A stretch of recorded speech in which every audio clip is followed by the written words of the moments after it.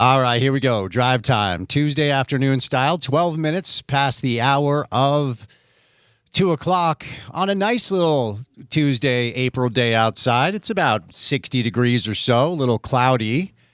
Preparing for potentially a storm over the next 24 to 48 hours before things kind of warm up again on Sunday. My guy Chase from KUTV tells me I'll be able to golf on Sunday, so we've got that.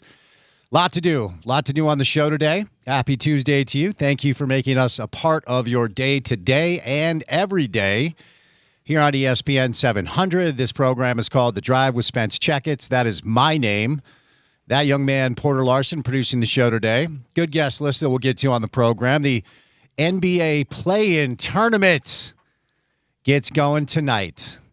So we won't know the playoff bracket for a few days until these play-in games are determined. We'll get you ready for some NBA basketball tonight on the program. Talk some NBA playoffs.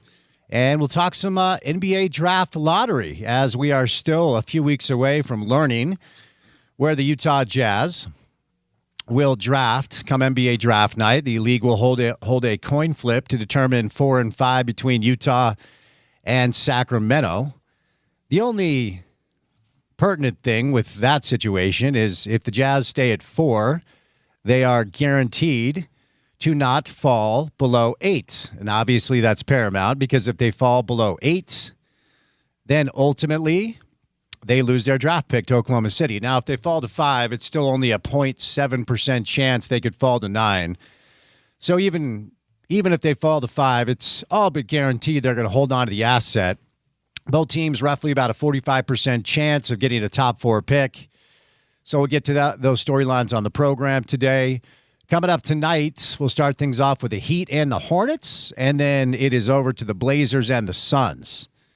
So it's the 9-10 game in the East, and it is the 7-8 game in the West. The winner of the West game will make the playoffs. The winner of the East game will still have to play one more game. And they'll take on the winner of the Magic and 76ers, and that's tomorrow, as is the Warriors and the Clippers. So a lot of NBA storylines to get to on the program today. Utah Mammoth are back in action. It's a big one tonight at the Delta Center. Winnipeg is in town. This is a winnable hockey game as the Mammoth are fighting to be wild card team number 1 in order to play the winner of the Pacific Division, and that's still up in the air. Wild card game number 2. Or wild card team number 2, I should say, will take on Colorado, who a lot of people believe is the best team in the NHL, the Vegas favorite to hoist Lord Stanley's Cup and the potential winner of the President's Cup. So we'll get to some Mammoth storylines on the program today to get you ready for a big hockey game here in Salt Lake City. The Vegas Golden Knights currently are your leader now in the Pacific Division. They have a 2-point lead over Edmonton and a 3-point lead over Anaheim. Now, we badly want to see Anaheim win the division somehow, some way. But with only a handful of games left, it seems unlikely. The Mammoth have a 1-point lead over the LA Kings. And so we'll get to some of the storylines to watch in the world of the NHL as we are a hockey market now. Sharon Moore will not spend any time in jail. 18-month probation for Sharon Moore, the ex-Michigan coach. The current Michigan coach, I don't exactly know how to pronounce his name. I think it's Whitting something. But, of course, Sharon Moore spectacularly lost his job. And today it was announced that he will not spend any time in jail. Diana Rossini has resigned from The Athletic following this Mike Vrabel thing.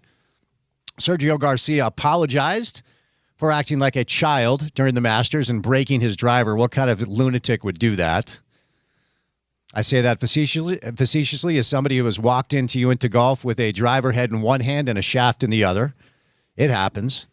So a lot to do. Jam-packed show. It's game week for RSL. Real Salt Lake back in action, taking on San Diego. Coming up on Saturday night at 7:30 Mountain Time. It's on Apple Television. And then next week is Lionel Messi week here in Salt Lake City, Utah, as Messi and Miami will roll into Sandy to play Real Salt Lake coming up next week. So we'll get to some soccer storylines on the program. The college basketball transfer portal is open. And the University of Utah apparently locked in a really good recruit. We'll tell you about him. And speaking of the University of Utah, we are going to interview their head coach today. And just a message to all you message board mouth breathers. He's not allowed to talk about the transfer portal, so I will not ask him. You can send me messages of anger if you'd like, but that's the deal. First guest today, our college football insider, expert, savant, Chris Comrade from The Athletic.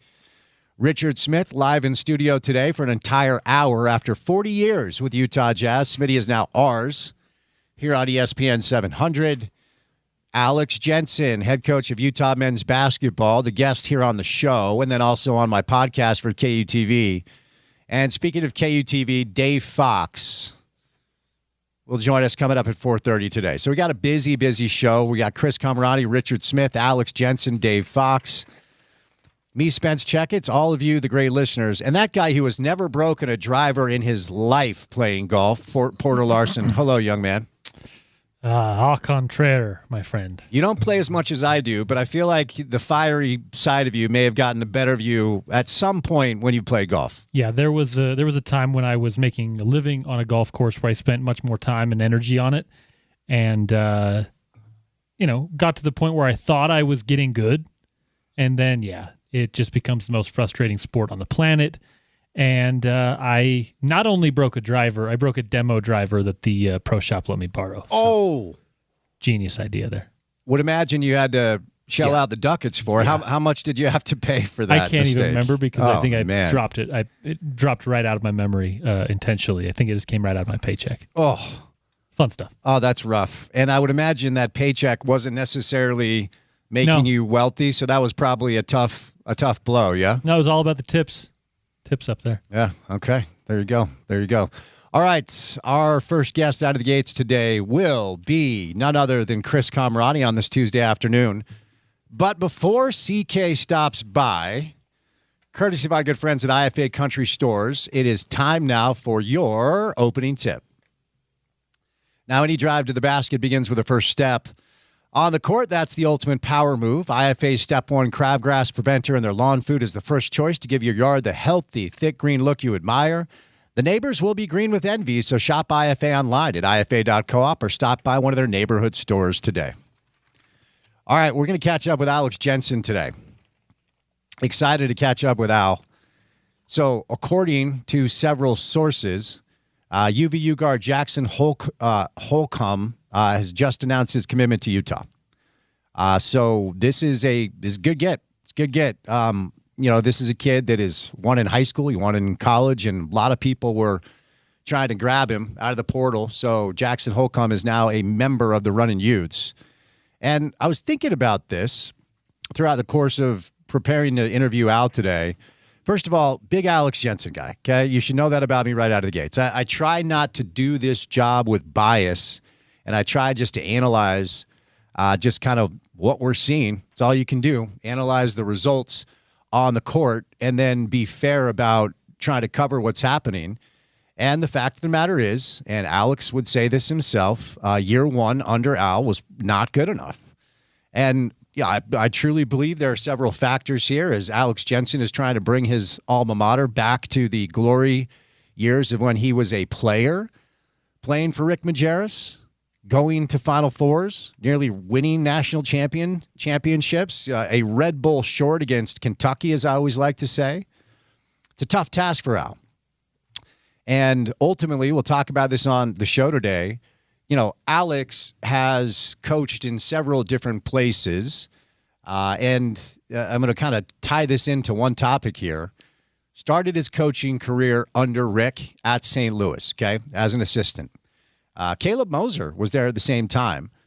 So you start your career after a 7-year playing career in Europe, and I always thought Al was going to, play in the NBA for a few years. He was always a guy that had the skill set where you knew he was going to be able to make a living playing the game.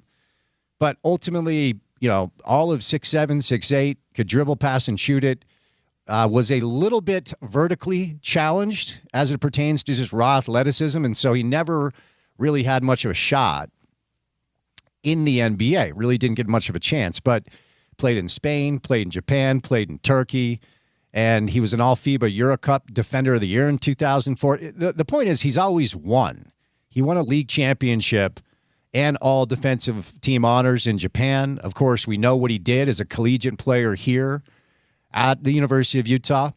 All WAC team, the WAC men's basketball tournament MVP, then the Mountain West Conference Player of the Year when Utah became a charter member in the Mountain West. That's how long ago that was. 13 points, 8 boards.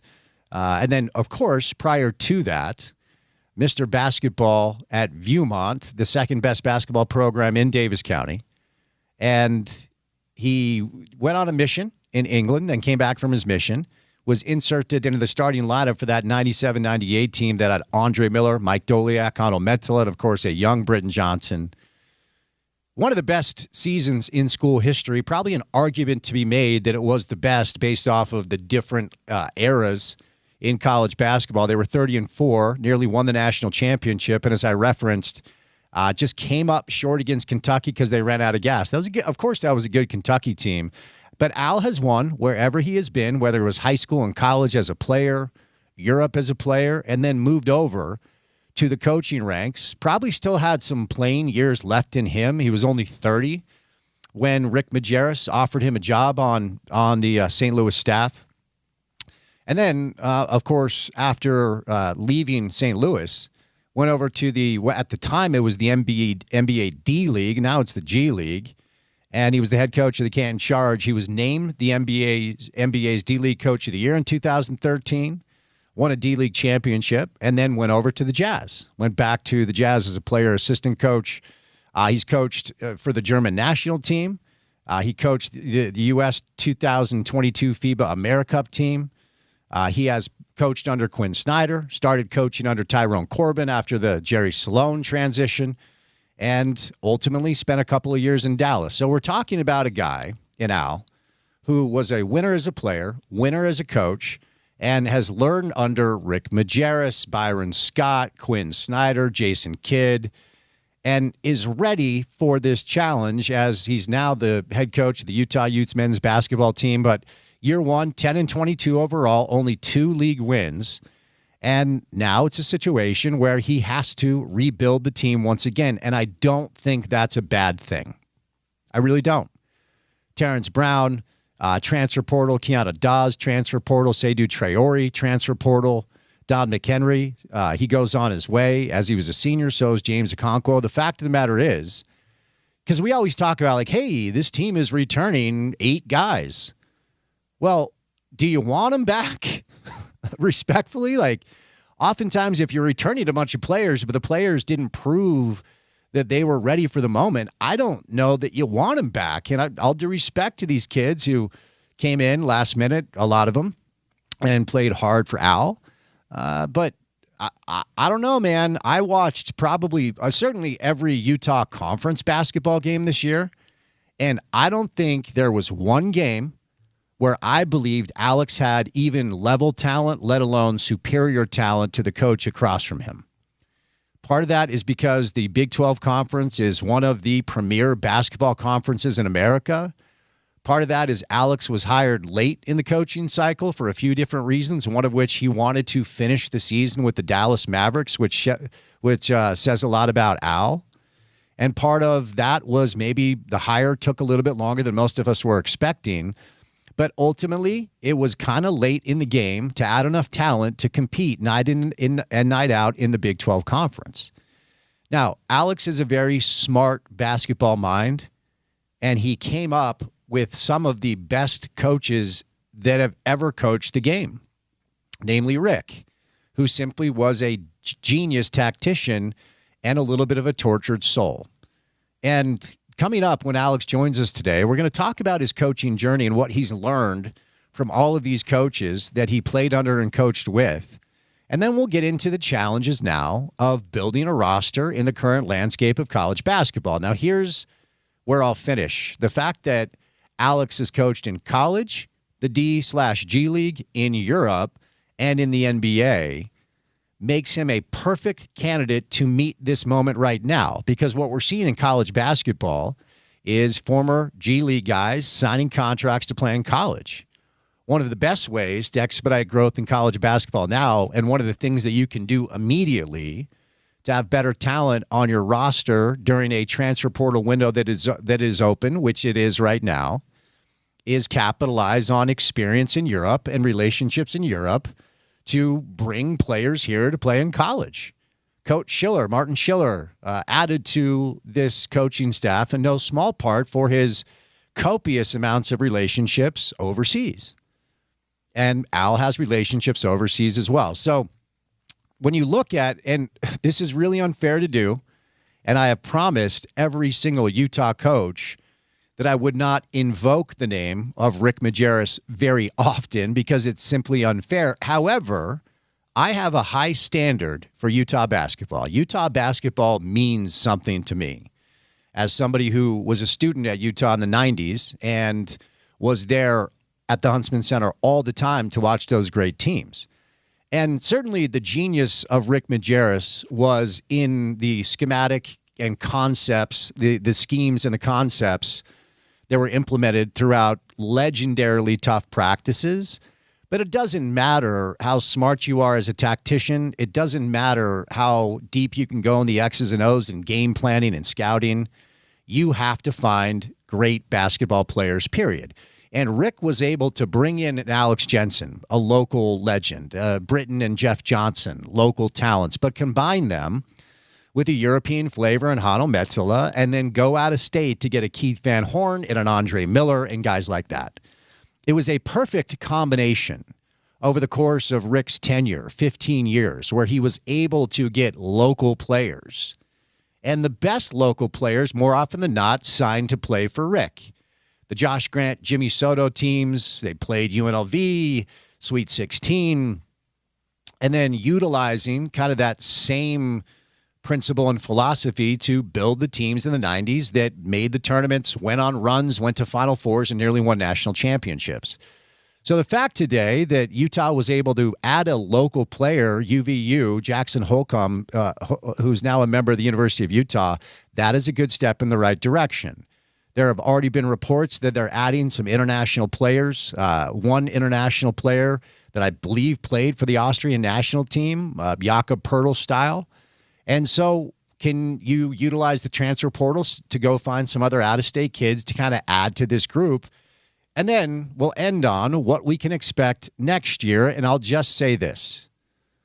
Arizona, Houston, Iowa State, Kansas, Texas Tech, BYU, those teams specifically are big spenders and power brokers in the world of college basketball. Is Al getting the economic support he needs to be able to write checks to add talent? That's the question. If the answer to that is yes, then next year I'll just say let's compete in league in a way that looks a little bit better. Let's show a little bit of growth and maybe make the NIT. I don't think making the NCAA tournament next year is a realistic thing to ask for a program that it continues to be in full rebuild mode. But we need to see more growth. We need to see more improvement. We need to see more wins. And it would be great to see more fans in the Huntsman Center to support Alex in this endeavor. All right, we'll catch a break. Chris Comrade is going to join us coming up. He's our first guest. It's Richard Smith live in studio. And then it is time for my conversation with Al. Dave Fox live in studio later on. It's The Drive on a Tuesday.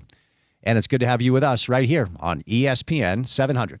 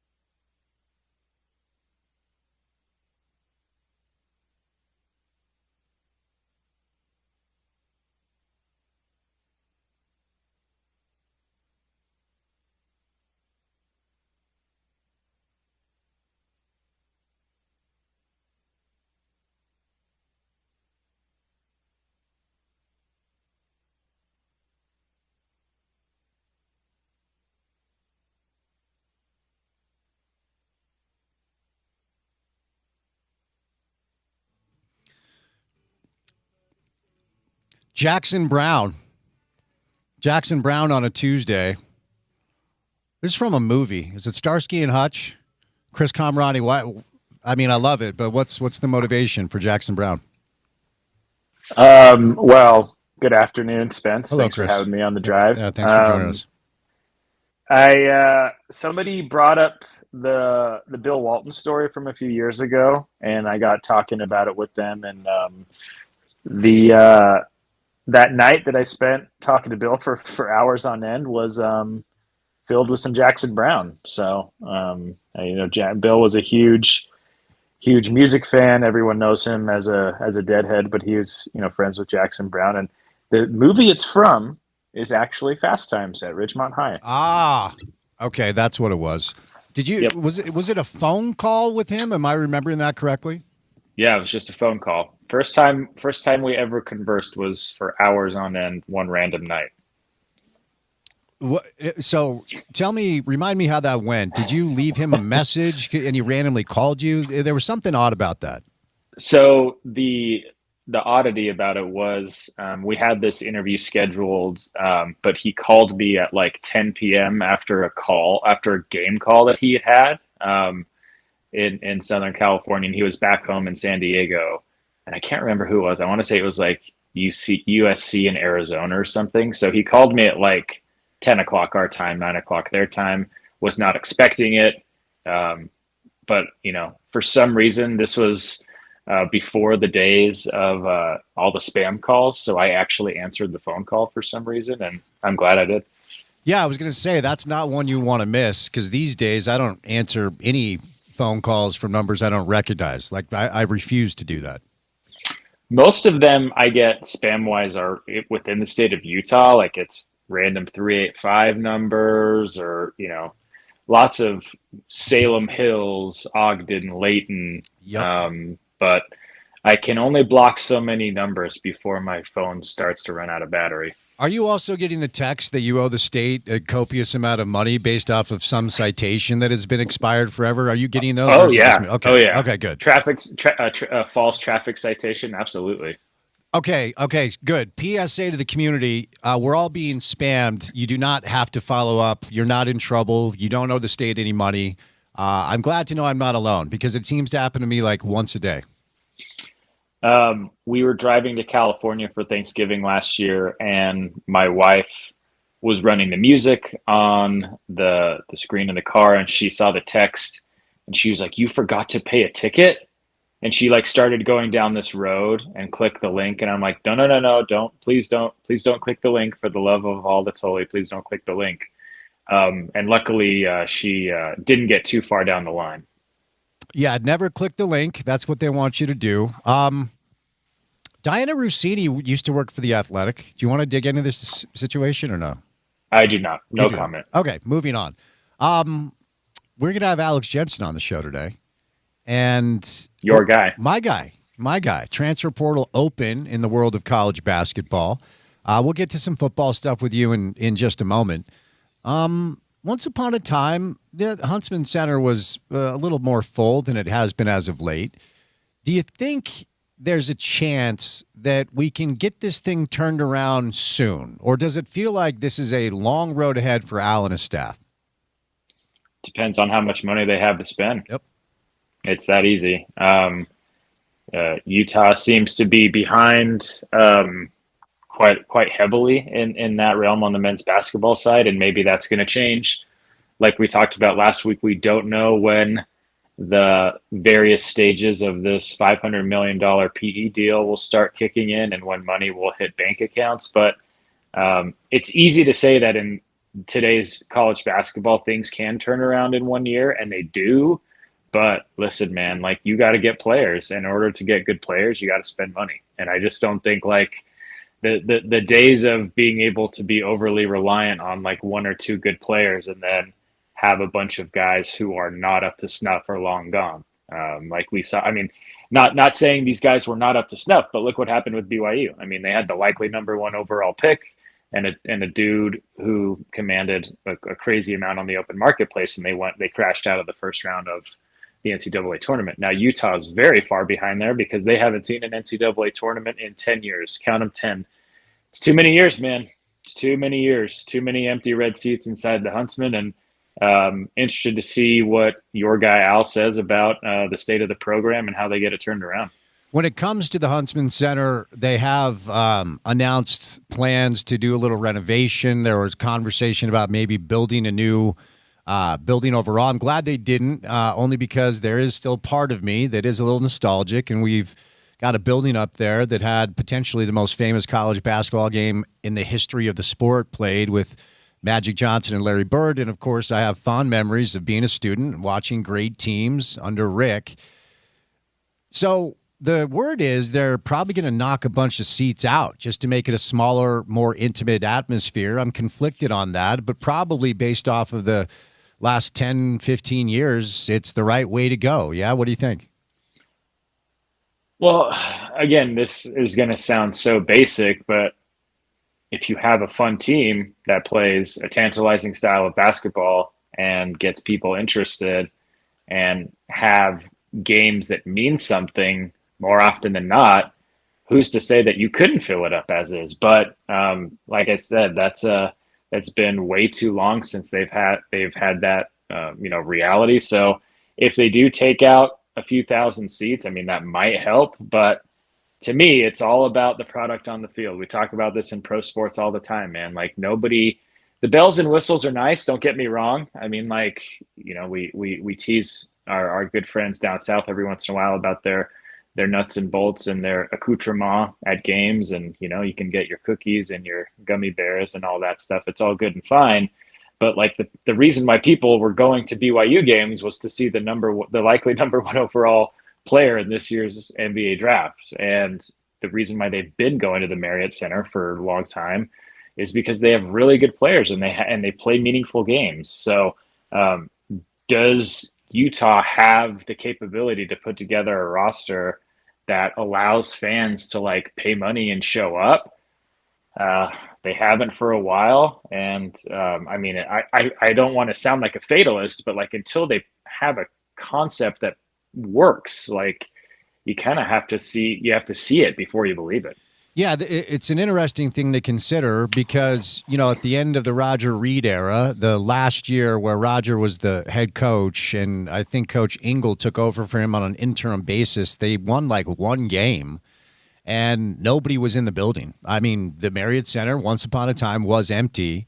Of course, Dave Rose takes over, and ultimately several things fall into place where they start to kind of rebuild. Steve Cleveland had a minute. That Terrell Leday, McKelly, Wesley team was okay, but really, Jimmer kind of changed things down there, and that building has been relatively full for probably 15, 16 years, almost on a nightly basis. And you referenced their game day experience. I mean, some of it is quintessential cornball Provo, but man, those kids are having a good time. They have made the experience a thing that students want to be a part of.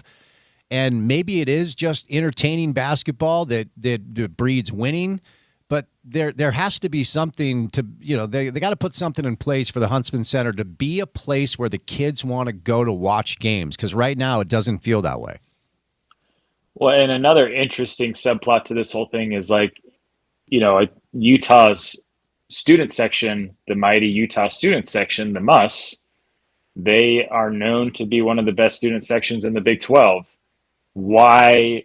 Oh, I mean, I know the reason, but you have to be able to give those folks a reason to show up. If they're packing those three giant sections inside Rice-Eccles Stadium, often on cold weather days, yucky days.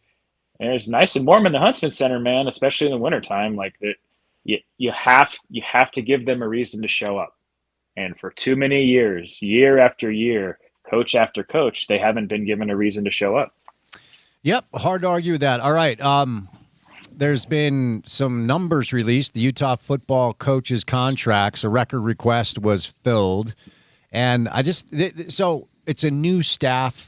It's a new staff, and so the salaries are going to be a little bit lower just because when you're new, you've got to prove yourself. Then as you do, potentially you'll get paid more. I am surprised that they're this low, okay? So I'm just going to read them, and based off of your knowledge of what coordinators are typically paid and positional coaches typically paid, you give us your take. So Kevin McGivern is making $1.1 million per year. He's the only coach outside of Morgan making more than $1 million. Jordan Gross, $600K. Mark Atuaya, $400K. Luke Wells, $400K.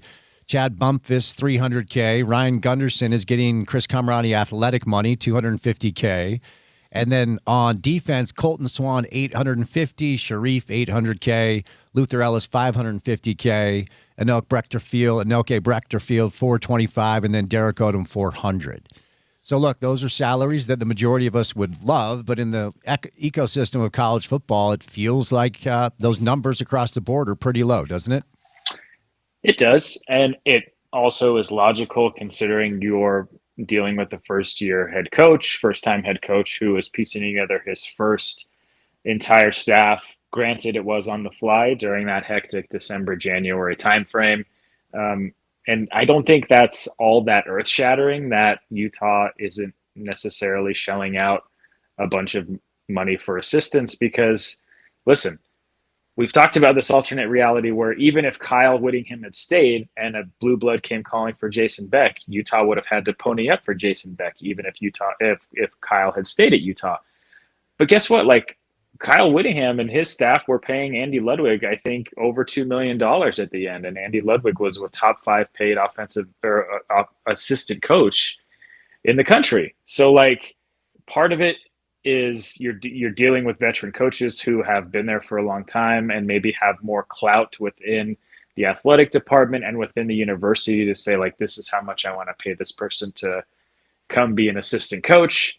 And if we're being honest, like, you know, so much has been made about the similarities between Kevin McGibbon and Jason Beck, but Jason Beck is a more respected, more highly reputable offensive mind. And that's why he's being paid $3 million to be the offensive coordinator at Michigan right now. So now if Utah has a great season and, you know, the Devin Dampier, Kevin McGibbon offense goes the way the Jason Beck, Devin Dampier offense went, then maybe you'll see guys get salary bumps. That's also a reality, but you have to see how this thing works. And this goes back to the theme of the show with your insider. Ever since Kyle Whittingham left and Morgan Scalley was hired, you have to temper expectations because I know everyone's telling you that this is the best team in the history of Utah football and that the wide receivers are going to have multiple thousand yards, receiving seasons. Like, everyone just needs to chill and you need to see how it works because they have a lot of work to do still. Yeah, they do.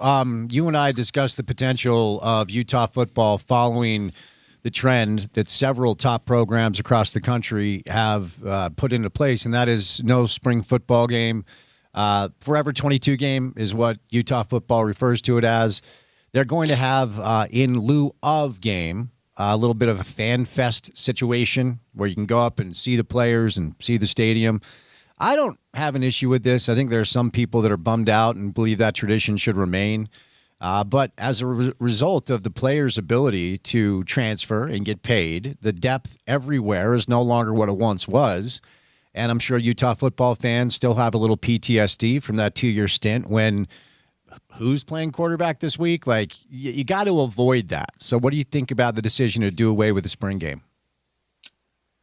I mean, if we're discussing it logically, it makes sense. If you're going to hold out star players who aren't going to participate, you can, I guess, in theory, give fans an opportunity to see third and fourth string players show off. But I just don't know how much it does for you as a program. I mean, I think it makes more sense if you're going to just invite fans to come meet players and coaches and mingle and do that kind of thing. But considering how the calendar is set up now, they already have so many spring practices, and you can call it a scrimmage or a practice, whatever. It's the same thing. If not everybody's playing, I just don't know how much of interest it is to fans who, and I think you have to pay now. Like, don't know how much of interest it's going to be to come watch your fifth string offensive line tackle the fourth string defensive line up front. It just isn't that. It's just not that intriguing to most fans, I'll say. I think in some places canceling your spring football game is actually hurting your sacrilegious. Well, also hurting your revenue, right? Because in some places you will get 50, 60,000 people to show up to watch spring football. Yeah, I believe there's a spring football game in Ann Arbor coming up soon. Ah, okay. All right. Yeah. And I mean, what is the Big House hold? Isn't it like 100K? Oh, I believe it's 110,000. It's the biggest outdoor stadium in America. So how many people ultimately you think show up to a Michigan spring football game? That's a great question. I'd probably say half. I don't know. That's a good Google. Yeah, I think it's interesting to consider what sort of, because I don't know that it was ever a revenue generator for Utah, right? Not enough people showed up to make money off the game. So Google tells me 40,000 attended Michigan spring game last year. I mean, that's close to Rice-Eccles Stadium capacity. Not too far off of it, right? Not for nothing, yeah. Not for nothing. Yeah, well said. You drink any good coffee lately or no? Just the Trader Joe's kind. Okay. Interesting stuff here. So, of course, it is spring still, but I'm looking at ESPN's way too early top 25 after spring ball is kind of coming to a close. BYU's at 12, which doesn't really surprise me, but they have Utah at 18. Number 18th ranked team in the country, and not for nothing, but Michigan is 14. I mean, I think a lot of that has to do with the fact that, Devin Dampier's back. I just think so much clout has been built up nationally from, how much staying power Utah's had under Kyle Whittingham. And now I think people believe that Morgan Scalley is going to be able to carry that on and do it his own way. I still have questions, and I know I'm sure people don't want to hear about that. I'm sure they want to be told that everything is hunky-dory. But, yeah, I mean, 18 is pretty high for me, considering the amount of holes Utah still has.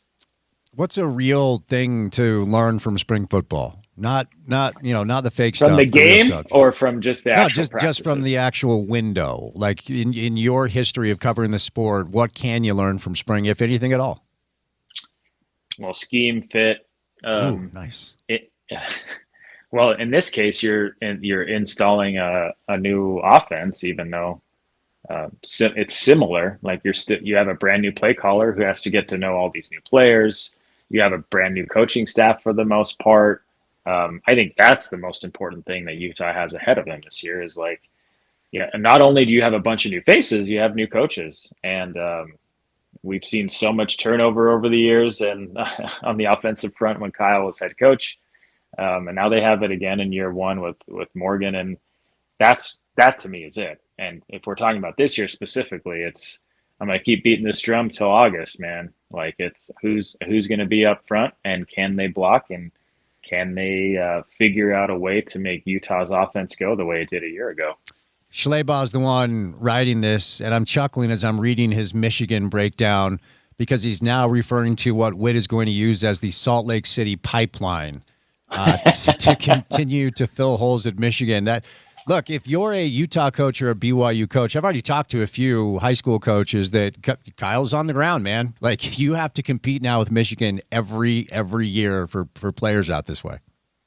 Yeah, I think ESPN reported yesterday that Camden Lapati, who is a highly sought-after quarterback at West High School, decommitted from Illinois and mentioned that Michigan is one of the teams very much in the mix. So I just think that's going to be the state of affairs as long as Kyle and Jason Beck and Jay Hill and those guys are still in Ann Arbor. And it's not ideal for Utah or BYU, but this is the hand they've been dealt, and they're going to have to figure out how to beat those guys in the recruiting game. What was the most compelling part of Masters Sunday for you? Well, I think at about 2:30 p.m. when Colin Morikawa was tied for fourth place, and I almost texted you and said, is this going to happen? Because for a second it looked like Colin might be in the mix, but I'm no longer going to apologize for the fact that I believe that Colin Morikawa has the juice. Well, you picked him to win the tournament. He actually won, and he was hurt, yet kind of stuck in there and showed some grit. What was the shot Rory hit where you said, "Okay, he's won it. I don't need to watch this anymore"? Well, it was the after he hit that driver into the woods on 18 and had to get himself out of the rough, man. Like, he was in the junk. Wait, did you watch it? Of course I didn't. Okay. Then how did you know that happened? Because I read the newspaper, man. Do you get a newspaper delivered to your house? I don't. I wish I did. Do they still do that? Oh, yeah. Huh. You can do it. Okay. I mean, I thought you would, but I think my parents still get the New York Times delivered, but fake news, failing outlets. So you got to be careful there. Well, tell them for supporting me and my family. Thank you to Dave. Oh, that's right. That's right. Yeah, Technically, yeah. The Athletic is under the New York Times umbrella. All right. Next week is Lionel Messi week here in Utah, CK. There are more than a few people that remain skeptical that he is showing up. Are you skeptical that he is showing up? Oh, yeah. Very skeptical. Listen, Miami just fired their coach today. Yep. The guy who led them to an MLS Cup, Lionel Messi's former teammate at Barcelona. Things are interesting in Miami, as they always are, because Miami is basically not an MLS club. It operates in its own universe. I think the problem that Utah fans, RSL fans, are looking at is I think Miami plays at Colorado this weekend. Correct. And listen, it depends on, how they're going to rest him. If he's going to come off the bench there, I don't see him starting twice in 4 days at altitude. I don't think he won't be here next week, but to start and go 90 is maybe a pretty tall ask, considering just the way the schedule's shaping up.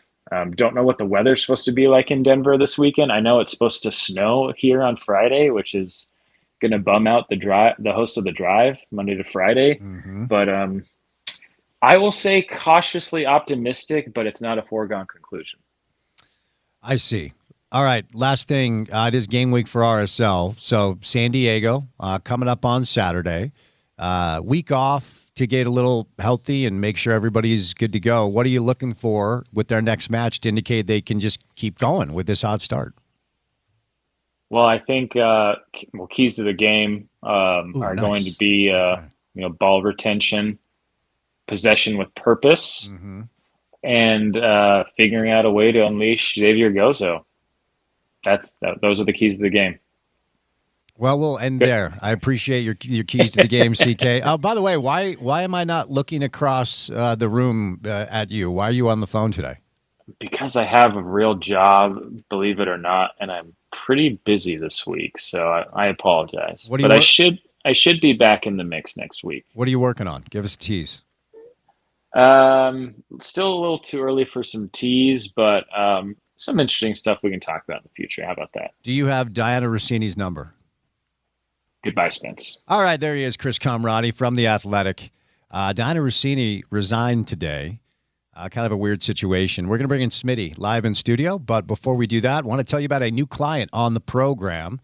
And I was just in there this morning because I work with them, and they've been able to help me get in the best shape I've ever been in as an adult. If you're interested in that, highly recommend Game Day Men's Health. As we're now in April, you've had 3 months to follow up on your New Year's resolution to get back in shape, lose weight, or maybe even lose a lot of weight. Still plenty of time left in the year.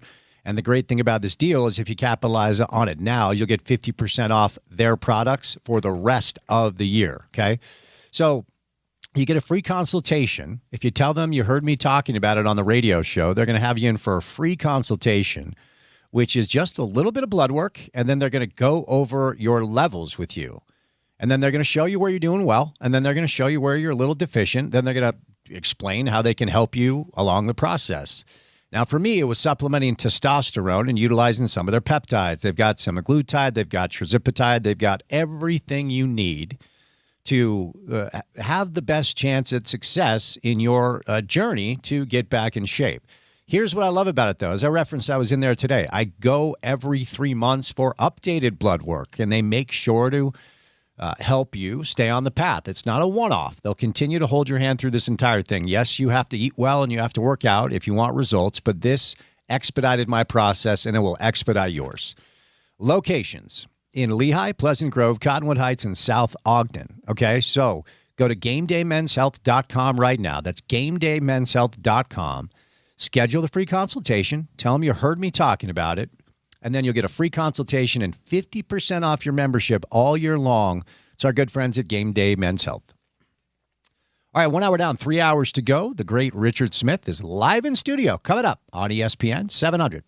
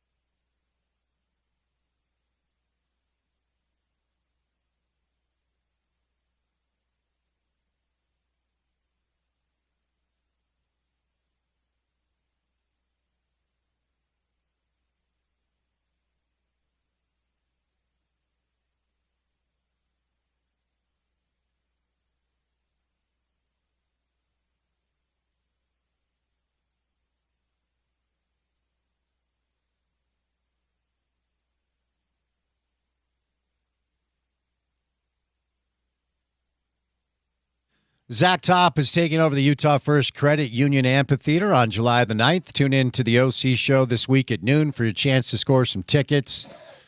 Alex Jensen is our guest coming up in about an hour and a half. Utah head coach Dave Fox will then bring the program down. He'll come live in studio, so we'll look forward to that.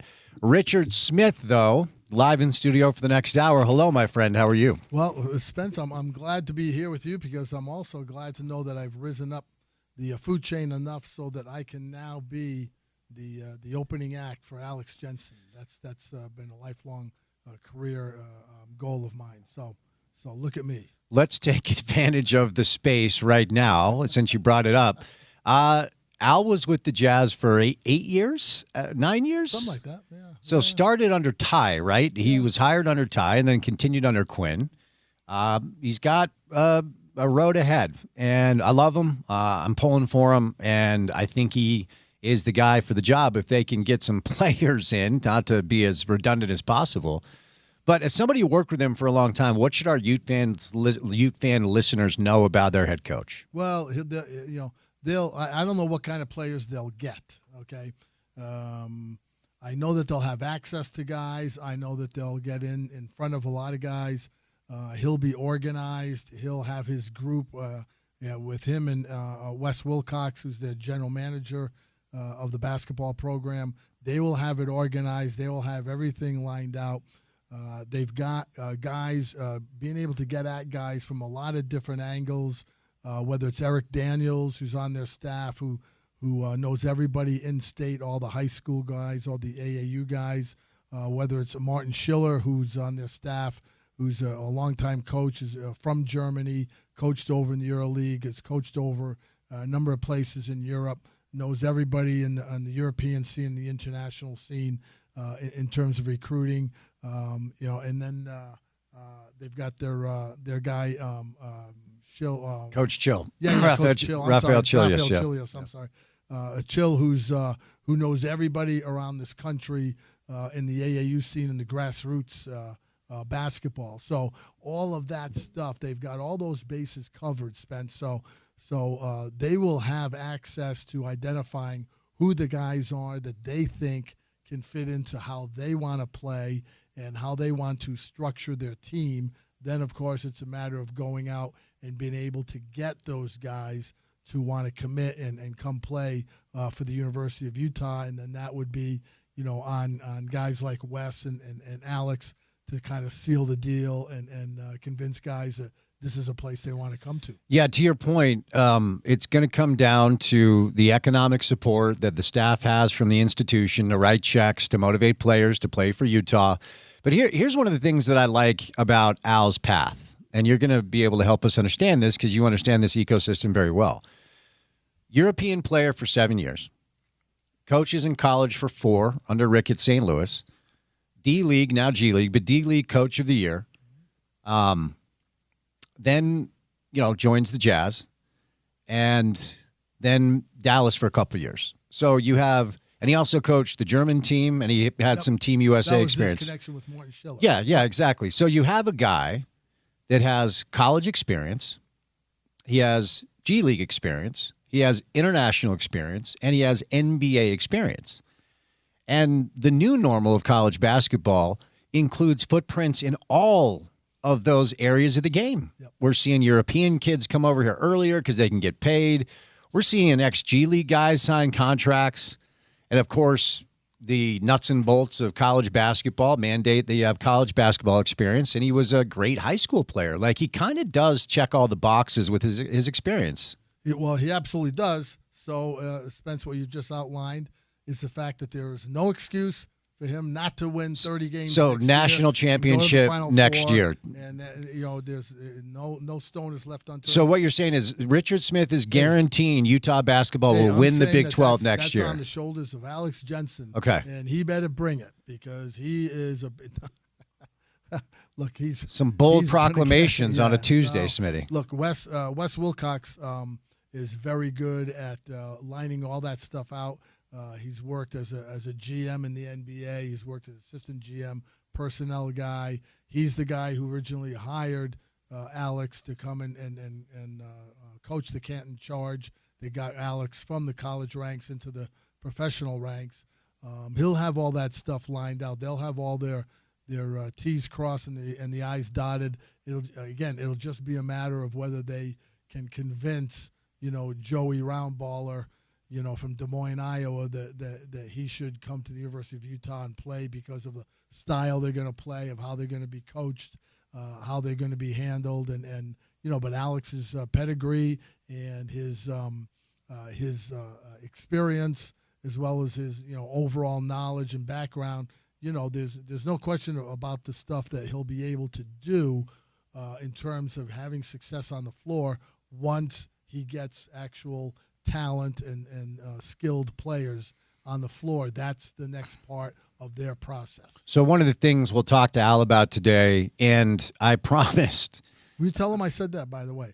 Tell him, hey, Smitty's predicting 30 wins. National championship. Final Four. Yeah, okay. Final Four. Final Four. One step at a time. Yeah, okay. Yeah. So I promised Larry Kraskowiak I wouldn't do this, Craig Smith I wouldn't do this, and I promised Alex I wouldn't do this either. Bring up Rick all the time. It's unfair, right? But really, that was the Camelot of Utah basketball. That was the golden age, where it wasn't just making the NCAA tournament wasn't good enough. Let's win a couple games. Let's go to a Final Four. Let's almost win a national championship. One of the, and I want you to kind of help us understand this, because Rick's little secret sauce when it came to talent acquisition is he got the Alex Jensens, the Britton Johnsons, the Drew Hansons, like he got the in-state kids, then expedited it with Hanno Metala, who came over from Europe and was able to go out of state to get a Keith Van Horn and an Andre Miller. But the other thing that happened back then is Van Horn stayed for 4 years. Andre stayed for 4 years. Al stayed for 4 years. So I don't know that we can translate that formula to the modern day and say, yeah, replicate that. But what stood out most about the way Rick was able to recruit, and then Rick Majerus as a tactician to you? Well, a lot of it was, look, he had Donnie Daniels on his staff. He had Tommy Connor. He had Jeff Judkins for a while. Those guys could go out and recruit.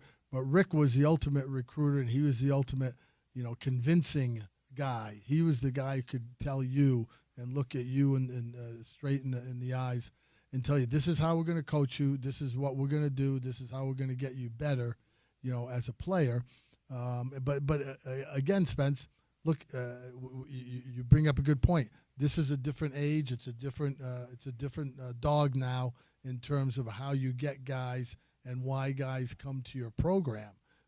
30 years ago, you could convince guys about, kumbaya for the university and stay here for 4 years and build something and do something special.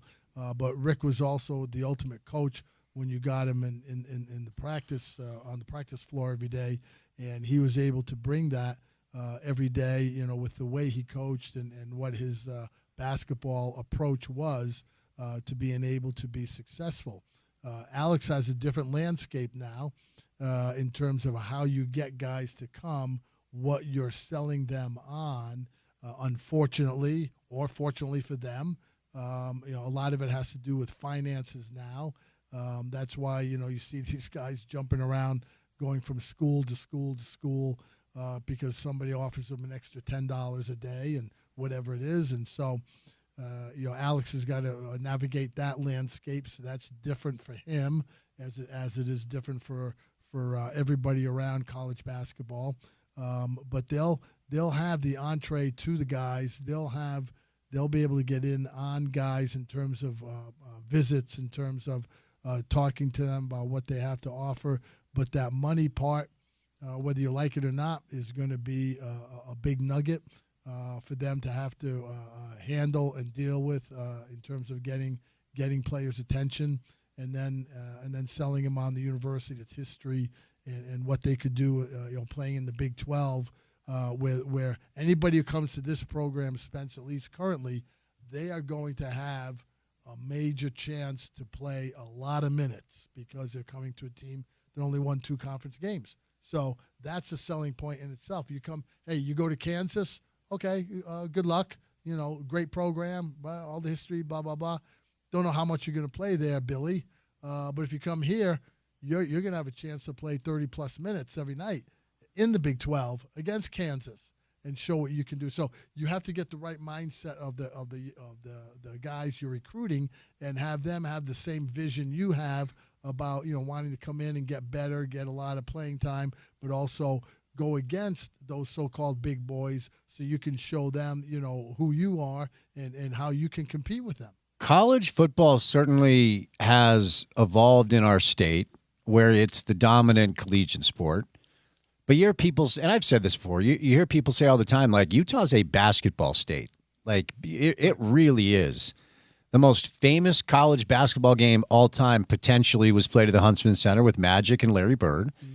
The most watched basketball game ever in the history of the world was played here when someone named Michael Jordan ripped a ring off John and Carl and Jerry's fingers.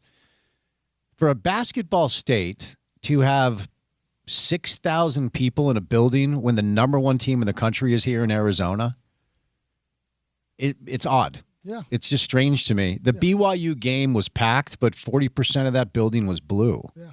This is not a new topic, but when I was a student there, you couldn't get a ticket. You got to pack the place. Yeah, no, and you have to have the hope and the imagination of the fans that you have something that you're delivering to them in terms of a quality team, a competitive team, and someone that they want to come invest their time and money to be part of. That's what BYU has done the last several years and have done very successfully. Kevin Young and his group down there have done a yeoman's work in the recruiting game. They've gotten guys in. Obviously, a lot has been made about the treasure trove they have available money-wise to offer guys. I don't know what that is. Nobody knows, and so it's always just this inflated number, I think, in the public's eyes. But nonetheless, they've been able to make do with whatever it is they have to bring guys in. And what do you see down the Marriott Center? I went down to 6 games this year at the Marriott Center. Every game packed, jam-packed. The students there an hour before the game, hooting and hollering. A great vibe in the place, a great electricity and energy there. That's what the University of Utah is hoping to get, that kind of thing again. But you have to be competitive. You have to have players who give you some kind of hope that your group is going to have an ability to have success every night they walk on the court. All right, so Al will join us, and we'll get to some of the storylines surrounding the program. The transfer portal is open right now. He's not allowed to talk about it, so don't yell at me for not asking him about it. He's just not allowed to do it. We'll save some NBA and Jazz stuff for our second segment, Smitty, but last week you told us a gripping, riveting story about your experience at Augusta, and it was really cool because I watched it differently based off the things you told me. Wow. Like when they showed the runway up to the clubhouse, you see the little space where you were at. I don't know that I've ever been more riveted. I don't think I've ever been more gripped to a riveting tournament than I was on Sunday at the Masters. Maybe I'm just watching more golf because I'm playing more golf, and it's kind of a new thing for me. You and I were both pulling for the same guy, Justin Rose. I don't appreciate that I'm 2 years older than him, and they were just talking about him like he's about to die.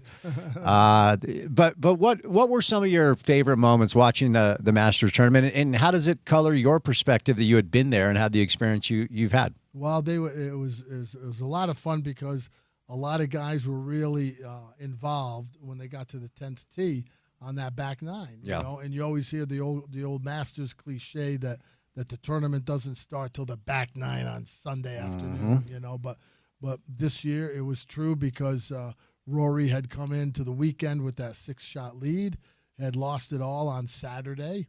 At one point on Sunday, early on the front nine, was 3 behind the leader, Cam Young at that moment in time, and it looked like maybe he was just going to fade away in some regard, and then he rallied and really showed some heart and some toughness on some of those holes on that back nine. And I'll tell you what, Spence, the people who are there, the way they crowd around the tee boxes, the way they crowd around the greens, when you're on that back nine, you can feel the tension, you can feel the anxiety from everybody because when you, as you know, becoming a golfer yourself, you're out there, you're standing over that ball, you know, at 145, and you're trying to figure out, you know, is this a 9, is this an 8, or what way is the wind blowing?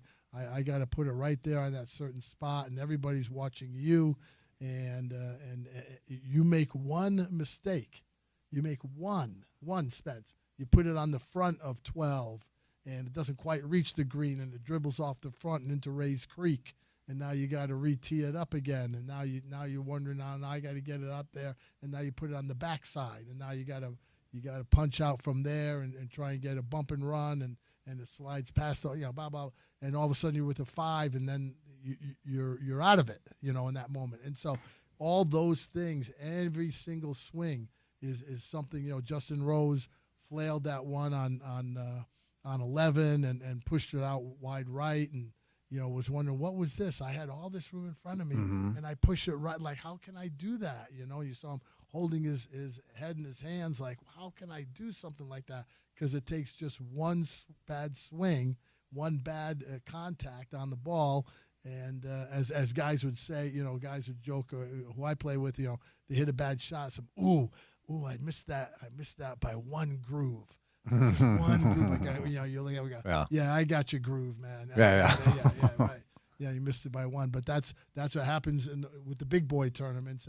Those kind of things happen, and it can cost you dearly. Well, which hole was it where Rory had, I don't know, 60 yards, and it was a little approach, and he didn't hit it well, and when it landed, it looked like it was going to roll back. That was on 15. That was 15? Yeah. Okay. Right. Yeah, because it was Immelman and Nance were like stunned it didn't have any spin. Yeah. So he was fortunate that he actually didn't hit it well because it didn't spin back and just land. And you could see Rory going, stay. Yeah. I think he thought he had hit a bad shot. Yeah, well, all tournament long, he was not hitting the fairways. Yeah. So he was constantly scrambling with his second shots, trying to get it either back in play or something he could do something with to save a par.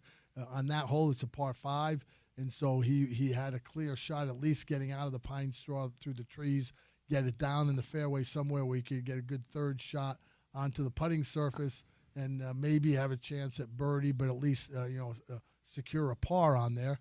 And yeah, on that edge, which can roll back on you and into the pond there, and he was lucky it didn't. He was lucky it just hung on the edge there and stayed up for him, and he was able to 2-putt and get out of there with his par. You know, it's the same thing. You know that he hit it long on 16 and on the backside of the green, and then had to pitch up and run it up and down the hill. Kind of a left to righter. It was almost a 90-degree turn on the green for him, and he got it. Got it down to within 2 feet of the hole to be able to, again, tap in for his par. But all those things, and look how he flailed 18. He got lucky on 18, Spence.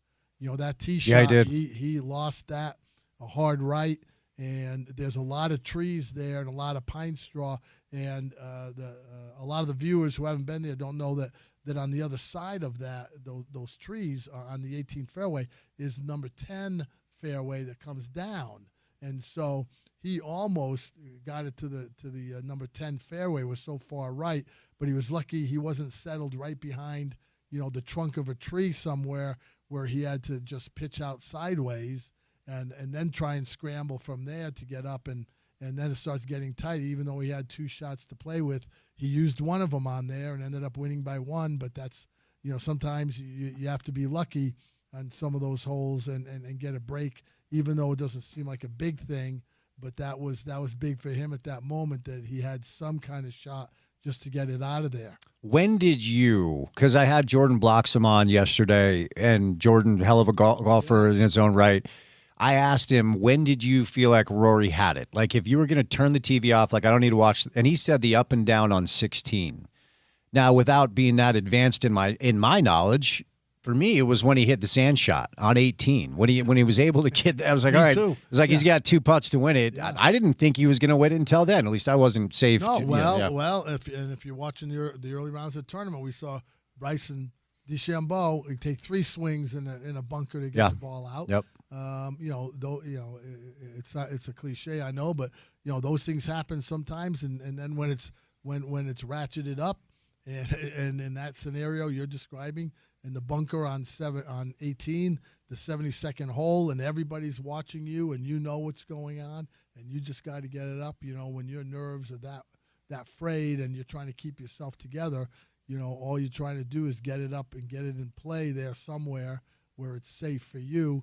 And a lot of times in those scenarios, even you and I playing with our buddies in some nickel and dime game, we got that same shot, and we're squirreling, and we're saying, oh no, don't leave it short, no, don't chunk it, no, get the grip this way, no, get my shoulder down, get my foot over here, no, all those things. Imagine doing that with everybody in the world watching you on 18. So you've been there, you've been to the Masters, you've had the experience. My index right now is a 7-4. Wow, look at you. And you've played That's with me. pretty good. It's all right. It's all right. Wow, what do you mean? Well, you've played with me a few times. Yes. No, If I had the opportunity to go to Augusta and play from the tips and play the conditions that they just experienced this weekend, what would that look like? You would the way you're playing now, you'd probably shoot anywhere between high 80s, low 90s. You think I could get a high 80s, low 90s at Augusta? If you can keep it in play. Yeah. Now that's the one thing about Augusta is, and we saw it this weekend. A lot of guys can get in trouble off the tee. Yeah. But a lot of places you can get out of it. You can. There are openings. It's not like you're hitting it into some thick brush and whatever, and it's in there and you're not getting it out and it's done, and so now you got to drop and all that. A lot of the places it's in among trees on that famous pine straw, and more often than not you can get some kind of an opening where you can at least advance it, and then hope that you can get a good third shot that sticks somewhere on the green and give yourself a chance to get out of there, with a par. But those greens are so slick. See, that to me would so probably work. quick. That would kill me. Yeah. And not necessarily like putting, certainly, but just being able to land and stay on. Yeah. It looks like it's really hard. That's why a lot of the recreational golfers who get an opportunity to play there as guests, always talk about, hey, when I get it close enough to get on the green, all I'm trying to do, I don't care where the pin is, I'm just trying to get it somewhere in the middle of the green. Yep. So it'll stick somewhere on the green, and then I go from there. Jack always talks about that whenever he's interviewed. I was watching this Golf Channel interview with him, and I forget his name, Martin something. He's a teacher on the Golf Channel. Asked Jack a tip for amateur golfers, and he aim for the middle of the green. Yeah. Don't go hunting for the pin. Just aim for the middle of the green. It sounds elementary, right? Yeah.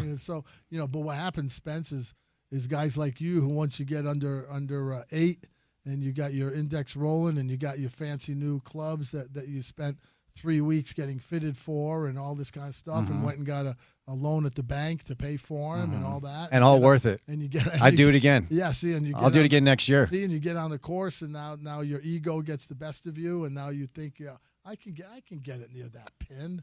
I can do that. Here I go. And you get it near the pin, and then it just slides in the back just a little bit, and then it's a little bit, and then it starts rolling, and all of a sudden it's 12 feet off the back of the green, and you're like, wait a minute, I got it right on the pin. That's not fair, A vote of confidence spilling in from John Wright, local golf legend. He said, high 80s to low 90s, it's doable. You're good enough. No. I don't know, man. I don't know. I'll take it, though. See that? All right, coming up next, our 4-year nightmare has come to an end as a market that has a pro basketball team that might try to compete next year. We'll talk a little NBA playoffs. We'll talk some Jazz, and we'll talk some NBA lottery. Richard Smith live in studio for another segment right here on ESPN 700.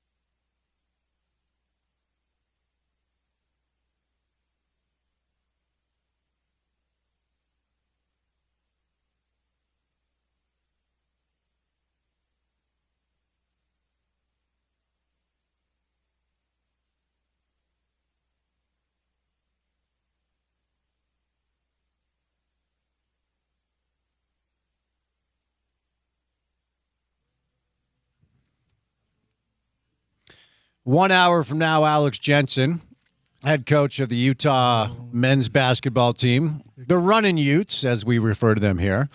And then Dave Fox will join us live in studio. Actually, no, Alex in 30 minutes or so, if we can get the things we need to get. We're working on it. Well, now wait a minute. I thought we clarified earlier. I'm the opener for Alex Jensen. That is right? true. Like, Yep. I'm opening. Yep.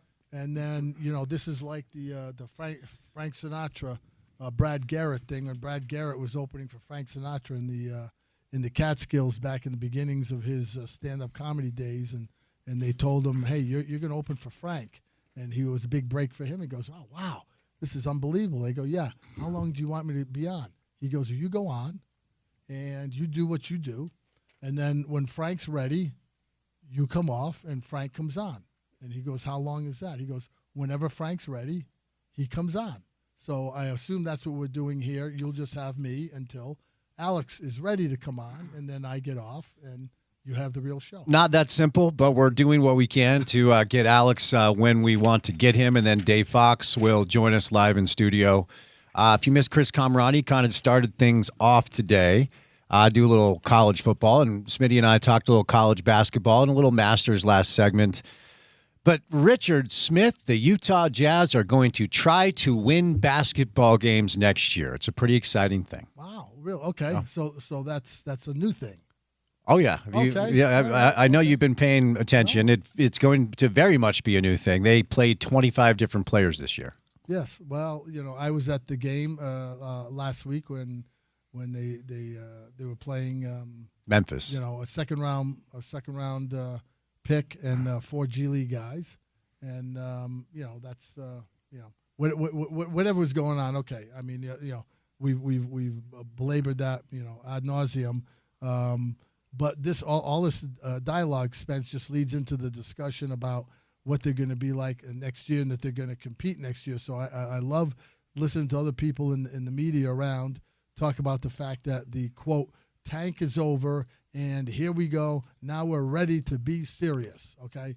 And giving this expectation that you just flip the switch and we're going to be an automatic team. And that's first of all, I think that's offensive to all the other teams that are in the Western Conference who you're saying, well, I guess you guys are just going to lay down and step aside while the great Utah Jazz come marching through and with their death march and lay everybody out in front of them, like Star Wars style. Yeah. Huh. I mean, come on. I mean that's what everybody's setting it up to be. Like, okay, finally it's over. We gotta, I don't know what's over until I see it. Until they come out and they prove they can play. And we've talked about the Jaren Jackson trade in February. I thought I gave it an A+.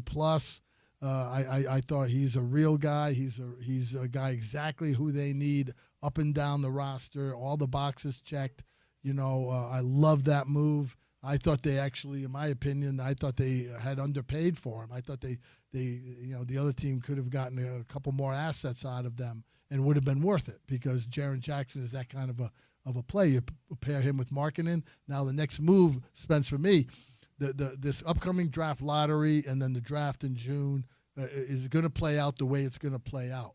For me, the more important part is going to be on July 1st because that's when free agency starts. We all know Walker Kessler is a restricted free agent. The team and his people were not able to come to an agreement before the season started, so now they've punted it until this summer when free agency will start.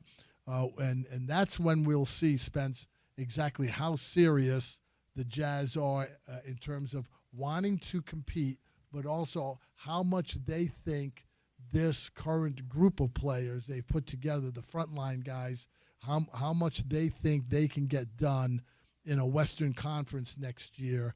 And that'll be we'll see that in terms of how they deal with the Walker Kessler thing, because if they don't come to an agreement with him quickly as their own free agent, his guys will go out and they'll seek offers from other teams. And the way it works in restricted free agency for guys coming off their rookie scale contracts is that he can go out and solicit offers from any other team. He can make a decision and this is what Gordon Hayward did.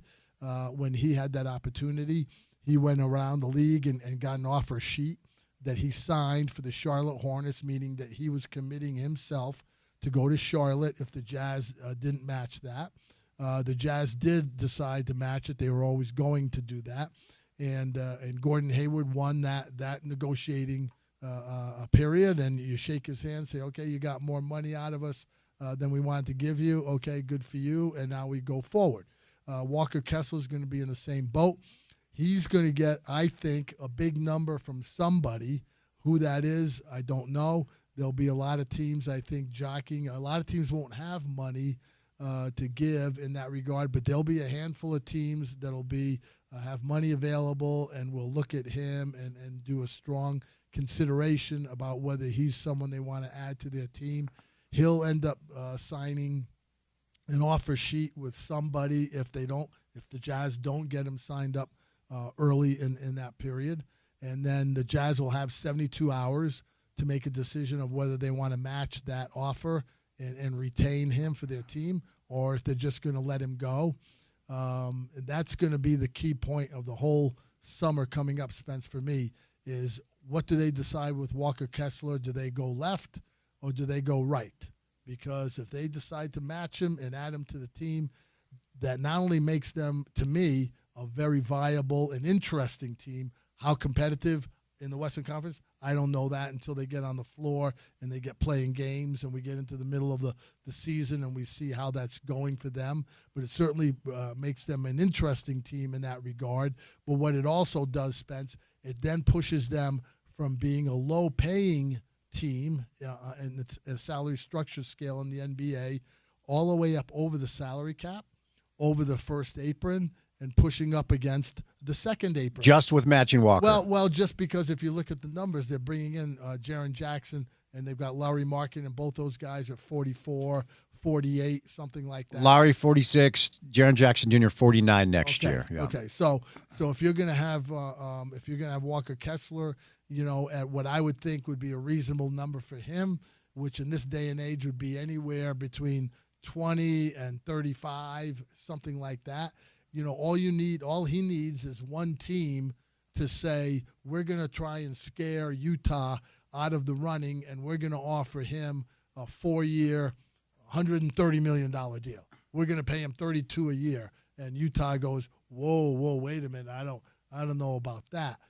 That moment, that's when we're going to find out, are they in on this deal and they believe this group can make noise the next several years? Or do they start backpedaling because they feel like we're going to be paying a lot of money in that scenario for a team that we think can do what, Spence? Win 45 games, get into the first round of the playoffs and lose? Or could they get to the second round? Do we think that, if that's the scenario, if that's what we lay out, do we think that's good enough to pay that much money for that outcome? Or do we backpedal and we just recalibrate and either let Walker Kessler go or do some kind of sign and trade and try and get something out of it that way and build up your team without him, which to me would be a big drawback. But for me, that's going to be the moment, Spence, when we find out what they decide to do with Kessler, whether they're really got both feet in or they're really still hedging their bets. So if we use your salary scale and operate off something in the middle, let's say it's 25 for Walker. You're paying Larry Markkinen, Jaren Jackson Jr., Walker Kessler, $120 million between the three of them. So when you look at the rest, and let's operate off the assumption they do match. I think they will. I certainly think they should. Maybe there's a number that they go, not sure. We'll see. But $120 million for Markkinen, Jackson Jr., and Kessler. Ace is about 9.5. Conchar $6 million. Cody $6 million. Keontae 6.5. But then they're going to have a decision to make on Keontae next year. Exactly. So Filipowski $3 million. Bryce $4.8. They're going to have to make a decision on Bryce next year as well. And then let's assume they get a top 4 pick. That's going to be about another $10 million, right? So it'll be Marketing, Jaren Jackson Jr., Walker Kessler, surrounded by young players on rookie deals. I mean, that's kind of the way this is crystallizing, is it not? Yeah, and so now you have to look and see, Spence, and again, the judgment call by the Jazz, and I think that's primarily Ryan Smith and Danny Ainge and Austin Ainge now, is going to have to look at that and say, we are committing to spend X amount of money next year for us to win. How many games do we believe? How many games do we think? Where are we going to be in the pecking order? Does that team, and again, the big question mark is always injuries and how much guys are going to play. You never know that, but you always try and go from the best case scenario in that regard. So now you look at it and say, do we think we can get in the top 4 of the Western Conference with that kind of a group if they're healthy and everybody's playing 68, 70, 72 games? Okay, so that means what? OKC, San Antonio, Denver, Lakers maybe. Who else you want to throw in there? Minnesota, who finished 6th this year. Are they still going to be a player?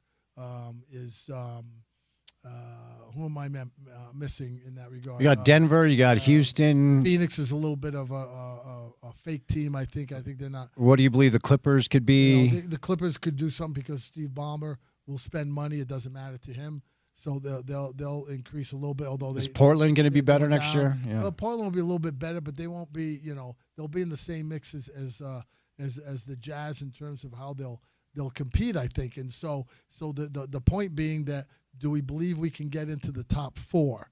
Okay, you make that assessment. Oh, if we don't believe that, do we believe we can get into 5 or 6 and be a playoff team without having to deal with the play-in stuff? Do we think we're good enough to do that? So those teams, when you look at that, and you look at all the guys, the teams that are going to be in the playoffs. Let's just say, for example, this year, if you're dealing with the standings as they are this year, you're talking about Oklahoma City 64, San Antonio 62, Denver 154, the Lakers 153, Houston 52, Minnesota 49. Do we think the Jazz can win 49 or more games? So let's just say, do we think they can be a 50-win-plus team? I do not believe that. See, okay, so you're sitting there in the room and you're making this Walker Kessler assessment, and you're saying, if we bring him back and we have these guys and we're all relatively healthy, do we think we can win 50-plus games? Okay, yes or no, whatever. And then you make a determination because now you're saying we have to win 50 games or more to get in that top 6 group, according to like this year's standings. Okay, if we don't believe that, then we have to win between 40 and 50 games to get into the play-in. Okay, can we do that? I think we can. Might be able to do that if we're healthy, relatively healthy. Okay, so if that's the case, then are you willing to make that commitment to Walker Kessler and to your salary structure in that regard to be a play-in team? That's where the decision-making comes, because nobody is planning, Spence, to spend a lot of money to be in the middle. You always talk in the NBA about trying to either be one of the top guns, meaning one of the top 7, 8, 9 teams in the league, or, as the Jazz have successfully done the last few years, been one of the bottom teams to try and help and build through the draft. So if you think we can only win 40-some games, according to this year's standings, that would put you in the play-in position, 7, 8, 9, 10. Is that what you want to be spending your money on? And is that the kind of commitment you want to make? That's the decision the Jazz and the ownership is going to have to be facing in July with the Walker Kessler thing. In my opinion, that's how I think they're going to be approaching their business. Warriors are 3rd in the NBA in payroll. The 76ers are 7th, and the LA Clippers are 9th. Yeah. Sometimes you do pay way too much money for a team that's in the play. Yeah, well, look, the Warriors, I'll give them this. The Warriors paid all those guys when they won the last championship as their whatever you want to call it, their golden parachute or their going away money or whatever it is, hoping that they would strike some luck. Look, they got bad luck with Jimmy Butler getting hurt, right? And so that significantly hurt them in their competitive balance on the floor. So that didn't work out. The Kuminga thing didn't work out. So those are two things that hurt them and knocked them down into that 10th position this year in the playoffs where they don't want to be. But they paid the money because coming off the last championship they had in 23. So now you're looking at that. So now you have to be one of those guys just to get in the play-in thing. I don't think those guys want to be in there. So they have to convince themselves, can we win 50 or more games next year to be a legitimate top 6 team? If we believe we can do that with Kessler, then that's where we make that financial commitment going forward. So the Spurs are 23rd in salary. The Pistons are 21st. OKC 14. That's some good business right there. Well, and again, you look at that, Spence, and the San Antonio thing obviously is mostly driven by Victor and the fact that he's on a rookie scale deal and will be for another year, and then they'll extend him and all that. But they're getting a major driving force on rookie money, and that's where you're able to balance out some of that money stuff. The Jazz are going to be making their decision, paying their best players the most money.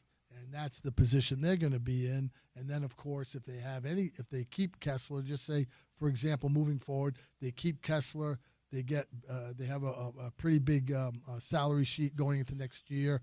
They play well. They win 40-some games. They get up in that next grouping there.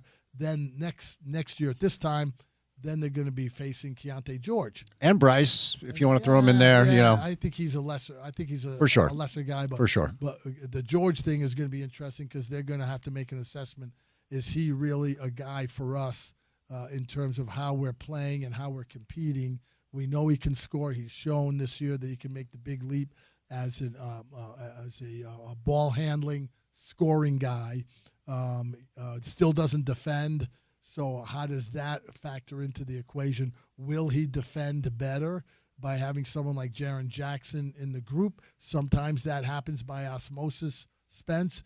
And when you're trying to win, maybe now you ratchet it up another gear or two because you've been playing the last couple years knowing that my bosses didn't care if I won or not. So my bosses just want to see some improvement, so they see me scoring. Okay. We're not worried about the defensive end. They're not going to tell you that, but all the numbers show that they were just a poor defensive team, and he was a big part of that. So now going forward, does he show, I can play you want me to play defense now? We're trying to win the game tonight. Okay, I can do that. We didn't want to do it before, right? That kind of mentality. And then with a guy like Jaren Jackson, by osmosis in your group who's trying to play defense, and trying to affect winning on that end, maybe he drags some of those guys along with him. If that happens, then that increases Keontae George's value. So now a year from now you got another decision to make on him.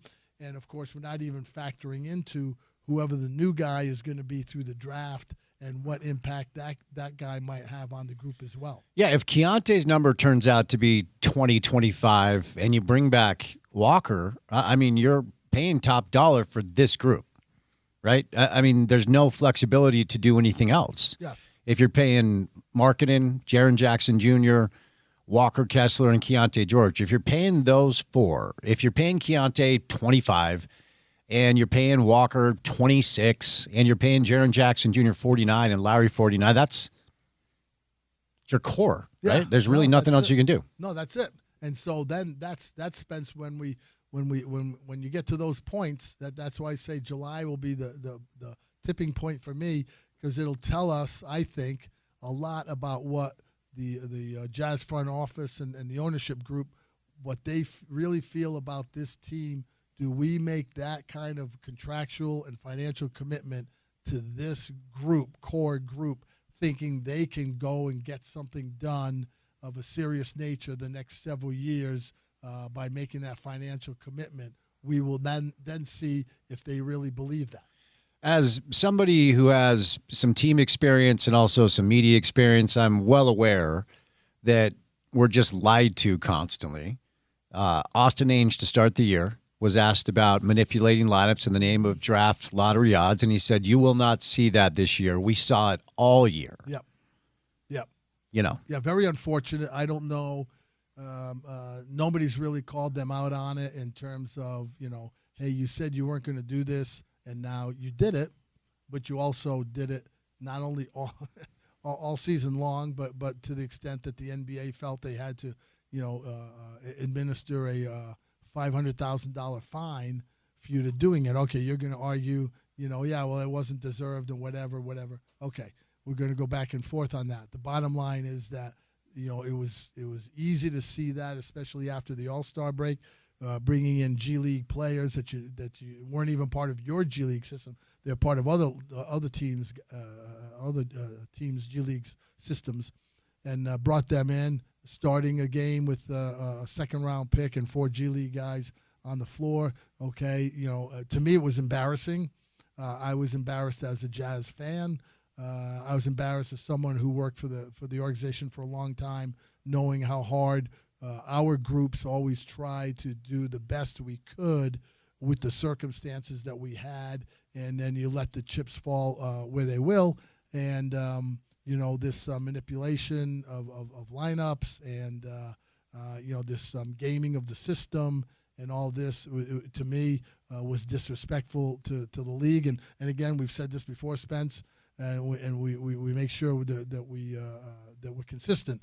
They're not the only team doing it. A lot of teams are doing it this year, whether it was Sacramento, Washington, Indiana, Brooklyn, whatever.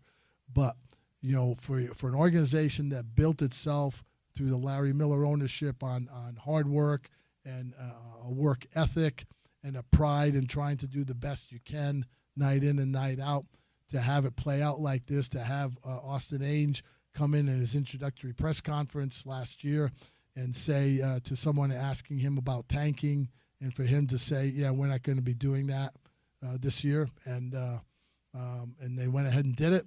And no one's been held accountable for it, or no one's been brought up to answer for why that was the case. But it seems like to me, Spence, the fans in general and the media just seem to kind of be shrugging it off and saying, well, that's just the way you do it or whatever, which to me is a little disheartening and disappointing, because I as a lifelong Jazz fans who grew up here, I would think people would have more concern about how the team was being administered in that regard and how they were handling their business, and it's just it's disappointing that that's the way it was handled, and but that's where they find themselves, and now they're counting on a draft pick that I don't know, Spence. It just seems to me like there's some part of it where the action is speaking and saying, well, we're doing this to protect this draft pick because the draft pick is going to be the next Kareem, or is going to be the next Hakeem, or it's going to be the next Shaq, or whatever. And I don't see that. I don't see that being there. And obviously, it's up to the lottery odds and all of that as to who they actually end up getting as a player. But to do that kind of stuff during the course of a year for the fans and the sponsors and the season ticket holders and advertisers and all that, and to say that we're just going to play it this way, and it's just disappointing to me. I just hope the better days are ahead for him. I'm putting you on the spot. I want you to think of a quick golf trivia question for me while I do this read, okay? Okay, I got it. ESPN 700 Festival of Tees, powered by the Utah Golf Association, giving away rounds of golf from the best courses in the state. Listen to the OC show from 11 to 2 and listen to this little radio program from 2 to 6 for your chance to win each day from ESPN 700. Details can be found at ESPN700sports.com. All right, text right now, 877-353-0700. We are sending you to Stonebridge, lovely little track 877-353-0700. Smitty, what do you got? Let's hear a trivia question. Trivia question would be regarding the Masters. We all know Jack Nicklaus is the leader of Masters wins with 6. Mm-hmm. How many times in majors? We also know that Jack Nicklaus won 18 majors in his career. Yep. How many times did Jack Nicklaus finish second in a major? You're going to have to do some research, kids. 877-353-0700. We're going to send you to play some golf at Stonebridge Golf. All right. 2 hours down, 2 hours to go. Keep it right here on ESPN 700.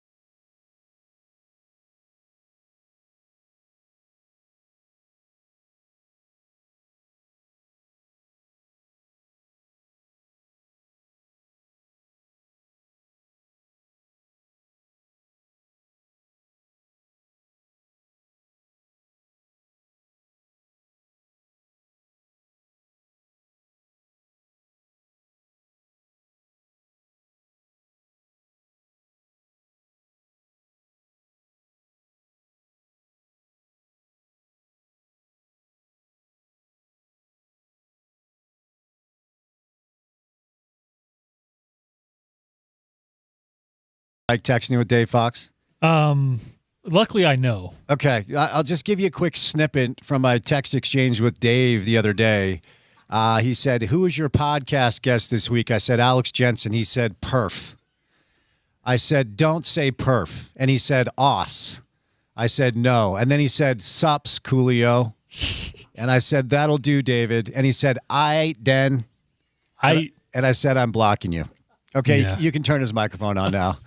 What is wrong with you, Dave? That's a real that's a real text exchange we had. Porter, who doesn't say perf today, right? I like perf. I was talking to Ashland, Who says who works for us. Who about says your hold podcast. on? Who says sups, Coolio? Well, at that point, you set the table, and now I was just rubbing it in. Den? Are you serious? Gosh. Unbelievable with you. Anyway, you're talking to Ashland. Shout out Ashland. She's saving all of us. Yeah, and she helps produce your podcast. And when I was telling her how we got one issue worked out, she said, "Oh, perf." Yeah, she's also 22, Dave. What? What do you mean, so what? Hey, you forgot to ask me about my song.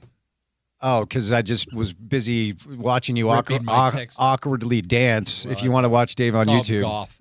It's called Goth? Sidewalks and Skeletons. G-O-F? G-O-T-H, Goth. Oh, Goth. Yeah. Is it like a goth type music? Is that what this is? I think it's just more of that new age stuff. EDM that you love? Yeah. Okay. All right. I'm just dying. Well, hello, Dave. How are you, sir? I'm good. How are you? I'm good. It's good to see you. Hey, I just saw you. You did a podcast with Alex Jensen that was sensational. It was really good. I'm excited for people to hear it. You'll hear it soon. It was great to come in studio.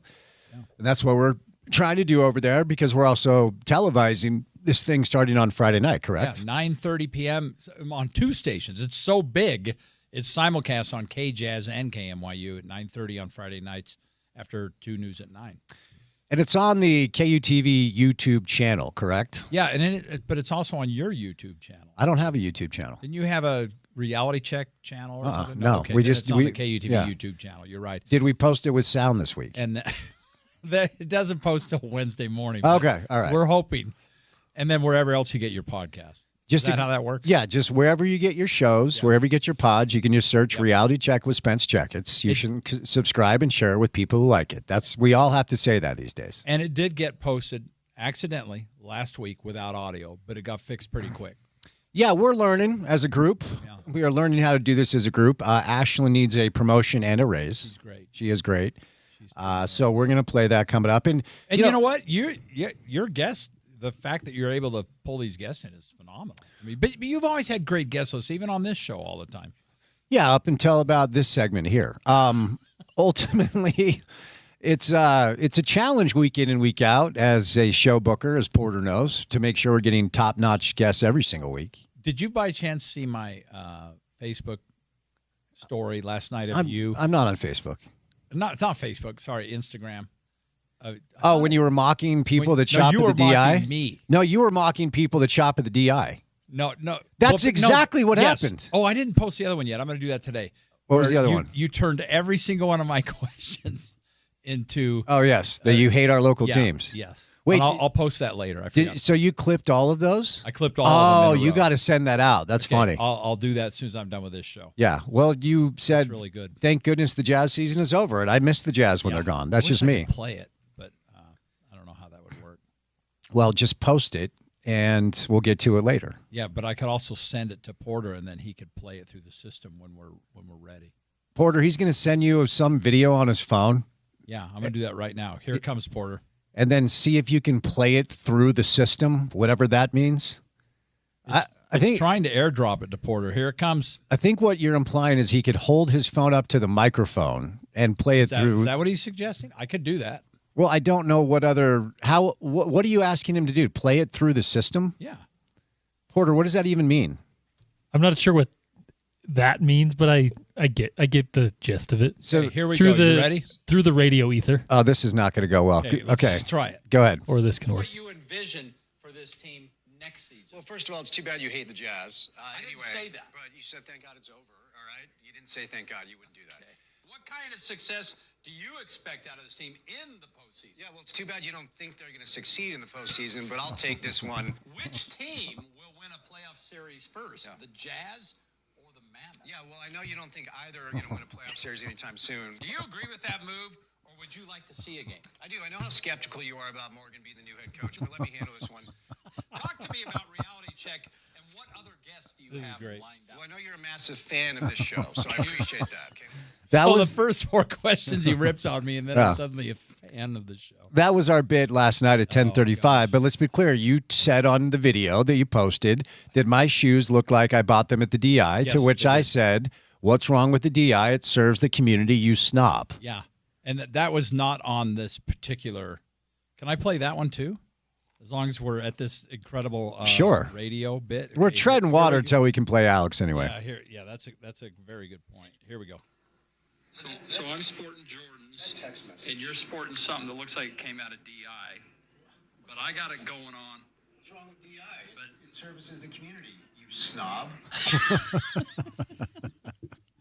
I just think And it's it just went downhill from there. well, I just think it's rude that you are insulting people that don't have the same lot in life that you do. Hey, I've bought from DI. You when I have was a not. stuntman at Lagoon, we bought all of our outfits. our Oh, cowboy wait. outfits Oh, at the sorry? DI. Start over when you were a what I exactly? was a stuntman at Lagoon in the Cowboy Wild West shootouts, and we would buy our outfits at the DI. Like you'd go buy some old pants. and No, a no, vest. no. I don't want to hear anything else other than you were a stuntman at Lagoon for the Wild West Cowboy Show. So what out in Pioneer Village? what did that entail? Well, we would make up these shows. They were short, 15 minutes, 10 minutes, 15 minutes.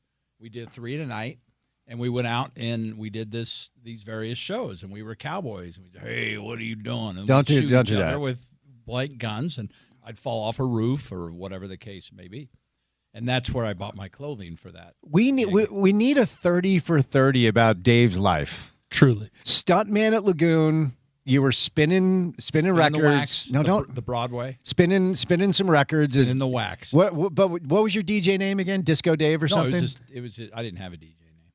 Well, let's for the sake of the 30 for 30, we need to come up with a DJ name. I had some fake names when I was a radio DJ early on. I went by Brad Thomas. Why would you choose Brad I don't know. Thomas? It came into my head one day. What?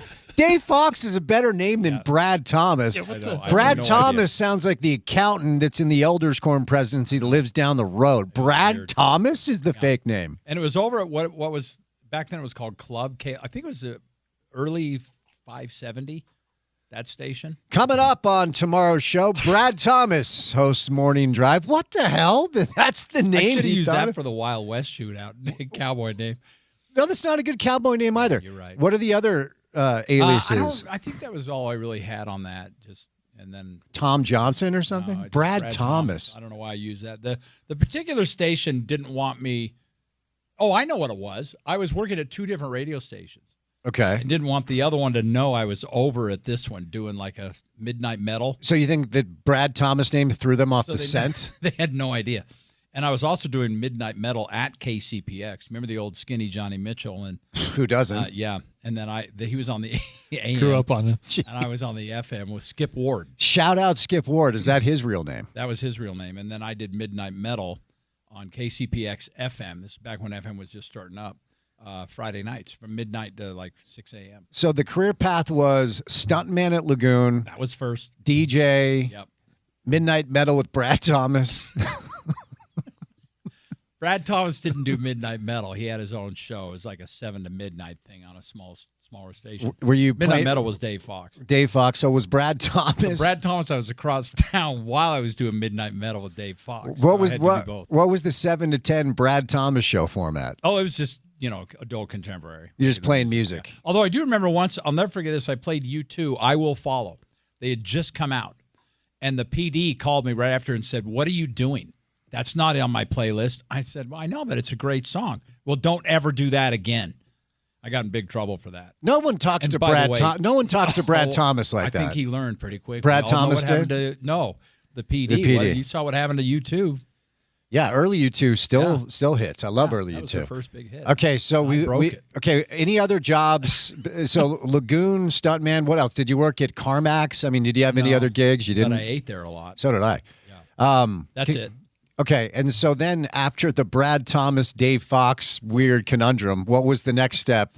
Television in Glenwood Springs, Colorado, right Okay. near Aspen. Okay, lovely. And did they actually hired me as a news producer, and the sports guy was so awful.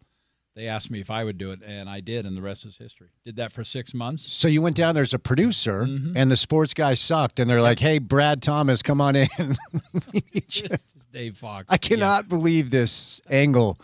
So Dave Fox becomes sports anchor near Aspen. Yes. Where the and, wine flows like Capistrano, or whatever that line is from Dumb and Dumber. Did that till the summer of that year of 84, and I got hired in Las Vegas.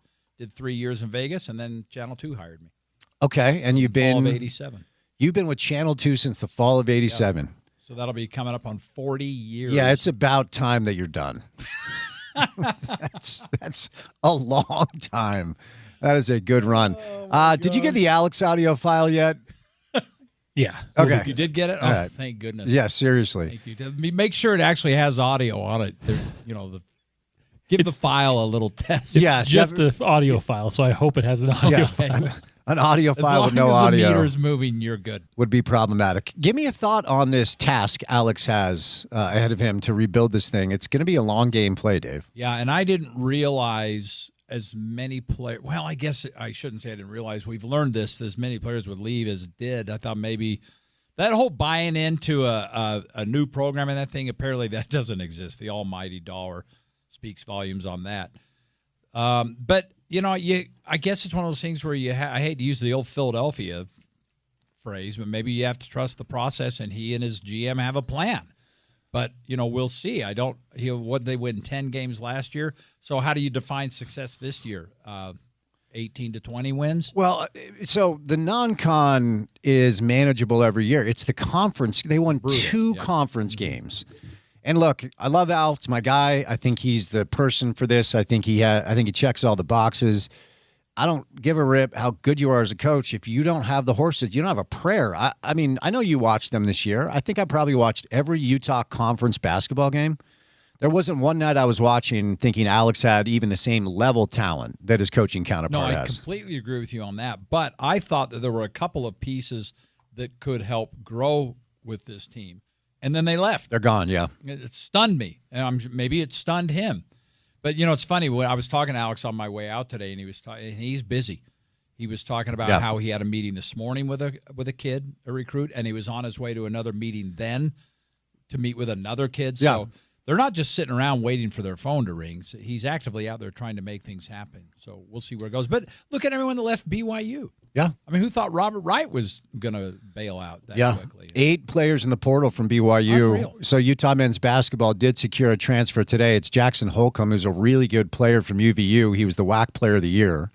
16 points, 7 boards, 4 assists, 2 steals. Timpanogos kid, 53% from the field. That's a good get because really good he had options. He had a lot of options. Yeah, and I, oddly enough, I actually watched a few UVU games. One of the kids on that team, Trevin Linhart, I don't know if you know that name. He's in the portal too, and his grandfather is in my neighborhood. So we paid attention to them, and they had some good pieces down there as well. But it's just so weird. I mean, I don't know if any of us are still used to this. That just every year you're almost rebuilding teams. Yeah, and it's weird, and we talk about this. You'll hear it coming up in a little bit. College football clearly has captured our market in a way over the past 10, 15 years that puts it as the number one sport, probably even including the Jazz at this point. But in a lot of ways, we're a basketball state. It's really part of LDS culture. Even if you didn't play high school basketball, you played church ball. There's a gym in every single church. The most famous college basketball game of all time probably was played here with Magic and Larry Bird. No doubt. At the By the way, I Huntsman was Center. at that game. I don't know if you weren't even born then, were you? Yeah, you were in your 40s in 1979, right? That's right. That feels about right. And then the most watched basketball game in the history of the sport was played here in 1997 when Michael Jordan hit his last shot. Yep. And for a basketball state to have 7,000 people at the Huntsman Center when the number one team in the country is here in Arizona, Alex talks about this. He's looking around like, okay, I get it that we're kind of building slowly and maybe, you're frustrated with our lack of progress, but the number one team in America is here and we can't get fans in the building. It's tough. And I think back to when Alex was playing, And by the way, back then, I think it was, at least with the University of Utah, a basketball school. 100% it was. No question. And you were there at Yeah, the time. due respect to Ronnie Mack, it was a basketball school. They had Tim Duncan in. Do you remember that? It was a Monday. I was there. It was a Monday night. I was at the game. Yeah, it was like one of those 10 p.m. Remember they did all those late 10 p.m.? Place was packed. Well, it was Van Horn. It was Tim Duncan, who, by the way, were the number 1 and number 2 picks. Right. And it was just nuts. Yeah. And fantastic atmosphere. And, man, we're so far away from that. But, I was standing outside. I hope you don't mind. I kind of had my ear up to the podcast room for part of it. And you were talking about the crowd at some point, and I kind of stepped back. John Vu was standing out there with me from the University of Utah. I said, well, and we both kind of looked at each other and says the one thing that solves that, number one, above all else, is you got to win. So it's going to take some time, and you got to win a lot. I don't think you can win a couple of games and suddenly it's going to be sold out. It's something that's got to become a habit, and we'll see where that goes. But I mean, that's not a hot take, to use a line from your reality check promo, which I love, by the way. But that's the fact. It's not just winning; it's winning over time. Yeah, right. Jim Boylan had a good team. They were a 5 seed in the tournament. It was Luka Durcha and the Luke Neville kid. Mm-hmm. That was a good team that year, but it was Jim's only good team, so it was a moment in time. Larry Koskoviak had a couple really good teams. His first team. DeLon Wright, Jakob Poeltl, tournament team. And you did start to see some incremental attendance, but you got to win for more than a year or two. You've got to build something that's sustainable and lasts. And, the Marriott Center, Roger Reed's last year when Coach Engel took over for him, and I think the next year they won like 1 game, the Marriott Center was dead. Yeah, it was brutal. At that time. Huge, and since then, Steve Cleveland had a couple of decent teams, then Dave Rose, next level, and then the Jimmer stuff. Marriott Center's been packed for about 15, 16 years, maybe a little bit more. But it took some time for them to get back. So I have to imagine there is a way that this community will rally around Utah basketball, but it really is on Al and Wes and the staff to get good players and win, and then just win consistently. You got to build something sustainable. And that's the difficult part of it is, you know what, you can go to, BYU they've had a couple of decent NCAA teams, but not traditionally a ton of them. Most NCAA appearances in the sport without a Final Four. There you go. Yeah. And yet that doesn't affect who's showing up during the season. Utah State, another example. That place in Logan is rocking. Did you see what they're doing to the student section? Yeah, they're moving. What did you think of that? I think it's so dumb. I'm also a grown-up, and I understand you're moving into the new Pac-12 and you want to make some more revenue, and premium seedings do that. What makes the Spectrum unique is the students are in the middle of the floor and they are on top of you. If you're a player, you turn around, you're like, that student could probably grab me right now. That's what makes that place unique. To move them behind the basket is such a tone-deaf move. Well, and they're moving. Now, they've always been behind the basket and on the side. They've been in both, but they're adding the entire baseline behind the basket. So it's a bigger section, but I see what you're saying. And then there's a little tiny sliver up in the far corner of the section behind or at midcourt. Mm-hmm. You're right. They're doing it for one reason only. It's because they can sell those. Those are premium seats. I don't know how much it's going to really hurt, though. Let's be honest, it boils down to noise level, how loud you can be. And it's even a bigger student section in one area. So maybe it'll be fine. I get it. They don't seem to be – they actually had – discussions with the herd. They call it the herd, by the way. I'm an honorary member. Are you really? And, yeah, I have a hat. Well, I have a hat. It doesn't make you an honorary member. They gave me mine. Oh, they did? They presented it to me at a game. What did you do to blackmail them into doing that? They love me up there for some reason. Utah State students? Yeah. Okay, I'm going to reach out to some people to see if that's true. Okay. So, at any rate, they actually – I'm not going to call it a negotiation because there wasn't any turning back on this. But they met with the herd and the student I know that's what they released and all that and the youth, they said the right stuff. We're honored, we're thrilled to maintain the level of whatever they've developed up there. That's fine. Circling back to what I was saying though, it doesn't even you got to win at home and regularly to fill up these buildings. Yeah. If you go to the NCAA tournament, occasionally win a game or two or sneak into a Sweet 16 once, that's awesome.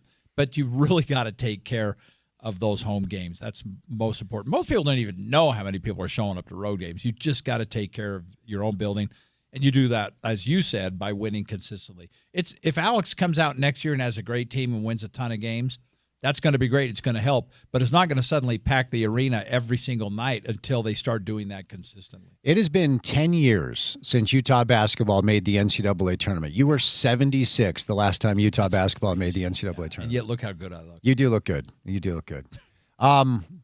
What's coming up on Talkin' Sports tonight? Well, tonight, I don't know if I can even mention this. It's our season-ending edition of Talkin' Jazz. There's a competitor on it. Can I say that? I mean, competitor? To you. Who? David Locke. David Locke is not a competitor of mine. So anyway, he's on. Very good insight on the tank being over and moving ahead. I got to tell you, I actually stole a question from one of your guests earlier in the week. Sounds about right. And I'm not sure who was in, and I'm going to tell you right now, and you're going to know exactly what I'm talking about. And he was talking about how once you get past the first four, we know the first four like AJ, Peterson, Boozer, you might go four deep. Caleb with Wilson. Yep. Wilson. Mm-hmm. But then after that, the next 6 or 7 players, which the Jazz they're all point guards, every one of them. Mm-hmm. If you go right down that list. Yeah. And what do the Jazz do then? Because Keontae's developed into he doesn't have to be a He's point not guard. a point guard. I think you'd take Kingston Fleming's. There you go. But it's an interesting situation. Collier's a backup. And, and talked a little bit about that. So we'll see. The important date's coming up. Coin flip is next week. Yep. How about the lottery on Mother's Day? I've never seen that before. That's cool. It's usually like during the week. Yeah.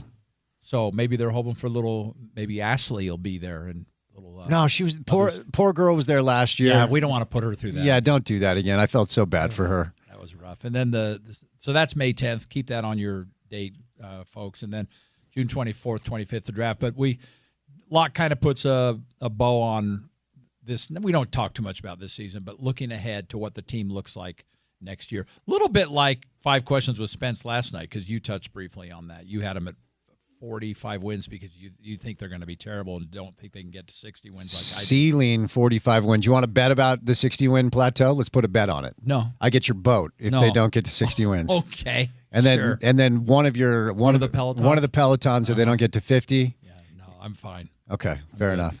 Well, it's always a pleasure when I can interview the great Brad Thomas. So exciting stuff. This is the weirdest thing, man. You chose an alias and you went with Brad Thomas. So odd. I was young. All right. Hey, good to see you, man. Hey, and I'll post that little exchange we had last that's night. funny. I'll do that right now. Thanks, man. The great Dave Fox or Brad Thomas. Alex Jensen's going to join us coming up next on ESPN 700.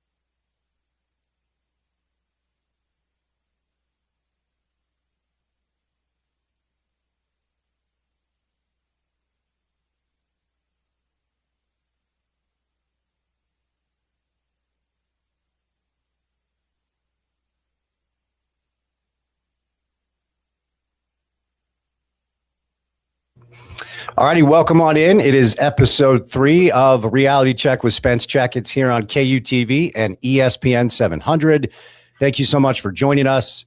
Very special guest live in studio, best known as Mr. Basketball in the state of Utah from Viewmont in 1994. Yeah. Is that right, Al? Yeah. 3 decades ago. And now, of course, he is the head coach of the Runnin' Utes, the Utah men's basketball team. Honored to welcome in Alex Jensen here live in studio. Thanks so much for coming in, man. Means a lot. Appreciate it. No, always a pleasure. Always a pleasure. Yeah, it's fun to catch up with you. As you know, I'm a huge fan of yours. I am so thrilled that this job is yours. I'm bullish on what you're going to be able to do. But the point of this podcast is for our community to get to know important people in the sports ecosystem. And obviously, you're a lifelong Utahn, and you played basketball famously here for Rick Majerus. Here's where I wanted to start. Like your, your basketball origin story. How old were you when you first realized you loved the game of basketball, and what was that like? Your kind of indoctrination in the sport. You know, probably a lot like you, Spence. Like I had brothers growing up. Yeah, there was a lot of us, and so my mom naturally signed us up for everything to get us out of the house. Yeah, I'm a true Gen Xer. Same, right? Love it. Yeah. So. No, like I just with my brothers, we just played everything, and then obviously I grew, and I think it was I got to high school, then that's when I started focusing on basketball. And I was blessed with a brother 2 years older and a brother 2 years younger, which so I think when you have brothers that close, you learn to compete and fight. Sure. So I was lucky, and it's funny looking back because I didn't have many dreams and aspirations past high school. It's been great. I think that's helped me too, because I just was like the first thing in the head. I didn't think of playing for money, or like I had no idea that I'd be where I was today. So did you grow up playing other sports? I mean, it's such an interesting ecosystem now where you're raising kids. I raised a son, and he loved soccer. And so we kind of had to hone in on soccer when he was young, because he had to be part of the club system if you wanted to play high school. I grew up playing baseball, basketball, football, lacrosse, and then ultimately only played basketball my junior and senior year in high school. But I grew up playing everything. Did you grow up playing other sports? Yeah. No, I did baseball. Never did football. Okay. I don't think I was built for it, but I always kind of wanted to. I'd go to the park with my friends. But baseball and soccer until I got to high school. And then that's when I think that's kind of when I had to make the commitment with the AAU and stuff. And it's a shame now because, like you said, just so young, it becomes kind of a profession. Yep. And it's a shame it's not for fun. Like, when I played baseball, it was the city league. Sure. Soccer was the city league. Yeah. And, I got 3 girls, and it's interesting because they played soccer and basketball in Dallas. We moved back here. Now it's dance, and it's hard to do both. And I wish they could do everything. Yeah, no, I'm the very same way. So you reference your brothers, and I have 3 younger brothers, and they're all, they fancy themselves as athletes. And I have a very competitive father. So oftentimes our backyard basketball or soccer or football games ended up with some hurt feelings. Did you have the same experiences with your brothers? Oh, yeah. I was, my wife, she's one of 5 girls. So it's kind of like the opposite ends. But, it's like we'd go out, duke it out. Somebody would get a bloody nose or something. And then it would, with boys, it's like, 5 minutes later, you're out there playing again. Right. But it was great preparation. And, it's funny as you get older, like there's still like that. I don't know how much you do it. We don't do it much anymore, but there's still that competitive spirit. It's hard. Well, for sure. And now the experience is our kids are old enough to play with us. So it's like the uncle is setting the horrible example for the nephews as we're still at each other's throats. But to your point, 5 minutes later, it's like, let's go get a burger. It's all good. Maybe that's the way boys are wired a little bit differently than girls. Yeah. And it's funny because I look back on the teams I played on in high school and in college. Like we'd go play pickup and it would get competitive. Yeah. Guys would, get into their skirmishes. Yeah. And then it was like, it was over. And then we'd kind of tease and laugh about it, Yeah, no, for sure. So when did you start to get an inclination like, no, I'm pretty good at this, as opposed to just playing? You referenced you hit a growth spurt and, suddenly you're the best player in the state. When did it register to you like, no, I can go to college and do this and maybe beyond? What was that like? Good question. I think when I was a sophomore in high school, my brother was a senior. Okay. And and he kept me in check, which was good for me. But, I'll give him credit. He always took me with, like, we'd go play early before school. He'd take me with his friends. Yep. And then, I think I started to hold my own, and, I was competitive, and I thought, my mind didn't go past high school. Mm-hmm. Like when I was a sophomore, it's like, what, I'm good enough to, play varsity. Oh, it's so interesting. And, the great thing is I love telling this story because you had the sophomore game at 3. Sure. JV game at 5, Yep. and then the varsity game at 7. Yep. And I'd play in all 3. Now, I didn't start varsity as a sophomore, but like you'd play in all 3. And I'm sure I got tired, but you didn't think about it. Yeah, right? yeah. You're young and dumb. And I think, I just did that. And then I think it was my sophomore summer. There was, I think, 1 or 2 AAU teams in the state. Mm-hmm. Yep. And I went there, and then you started getting letters. And, honestly, and I'm not just saying it, I just wanted to win a state championship. Yeah. Like that was the goal. Yeah. So, and I did it my junior year, and still, looking back at my whole basketball career, I think one of the losing in high school as a sophomore in the semifinals and a senior in the semifinals are some of the biggest losses I've felt. Yeah. So you lost sophomore year, you won it junior year. And then the year you were named Mr. Basketball, you guys lost in the semis? Yeah. Yep. Oh, okay. For some reason, I thought you had won it as a senior. When did you hit the growth spurt? When did you show up to school after summer and everyone's like, what happened to you, dude? I was always gangly and awkward and skinny. I think, but I think, let's see, freshman and sophomore, I was 9th grade in my sophomore year. Okay. I think I shot up like 2 inches, like in the summer. Sure. I was always kind of tall, but I think, I was almost as tall as my older brother, who was 2 years older. Uh-huh. And you get your knees hurt because you're growing a little too fast. Yeah. Everything's not caught up. But Yeah. I think that was when I hit my spurt. And then I think I'm trying to think of my first driver's license. I think it was 6'7", 6'8". Oh, okay.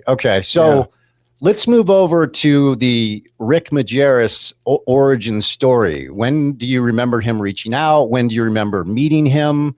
And when do you remember being like, this is the guy I want to play for? It's interesting. There's times in your life where you wish you would have kept a journal. Uh-huh. And I think, anything Majerus is, I wish I would have. But, I know, Jeff Judkins and Donnie Daniels. Sure. And I remember, Jeff called and Donnie came to a game. I was talking about this the other day. It was in Layton or Northridge. One of those. He came, and I remember seeing him. Mm-hmm. And I never gave it much thought. No, that was back in the day when you got a lot of letters. Sure. Yeah. So it never became, I think, real for me. But, and the interesting part was I grew up a BYU fan. Right. My dad's from Provo, and I went to many more BYU games and Utah games. And just like all I wanted to do was win a state tournament. When I started thinking about college, I just wanted to play in the tournament. Mm. And I knew at that time Utah was good. Yeah.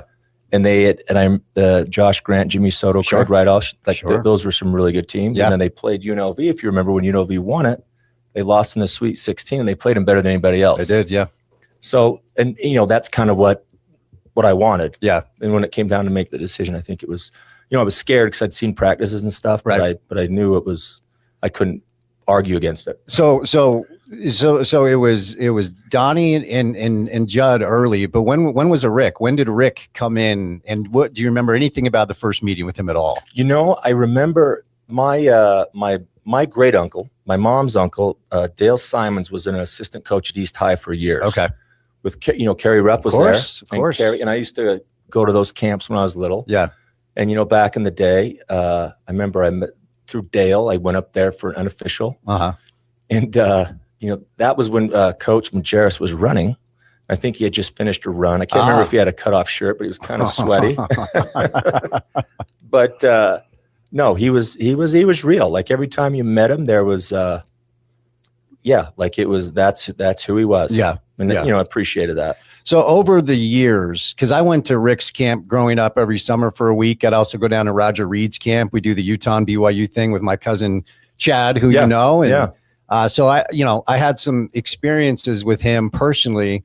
But of course, doing radio with Britton Johnson for 7 years, Jazz Pre-F and Post, and getting to know him, the Majerus stories that he shared over the years, and then interviewing Andre and Doliak and Hano, all of them, every single one of them, says the only guy that seemed to escape Rick's wrath consistently was Al. That's not completely true. Okay. We all had our day. Okay. I might have had a fewer, but yeah. I think doing what he told me as hard as I could was easy for me. Sure.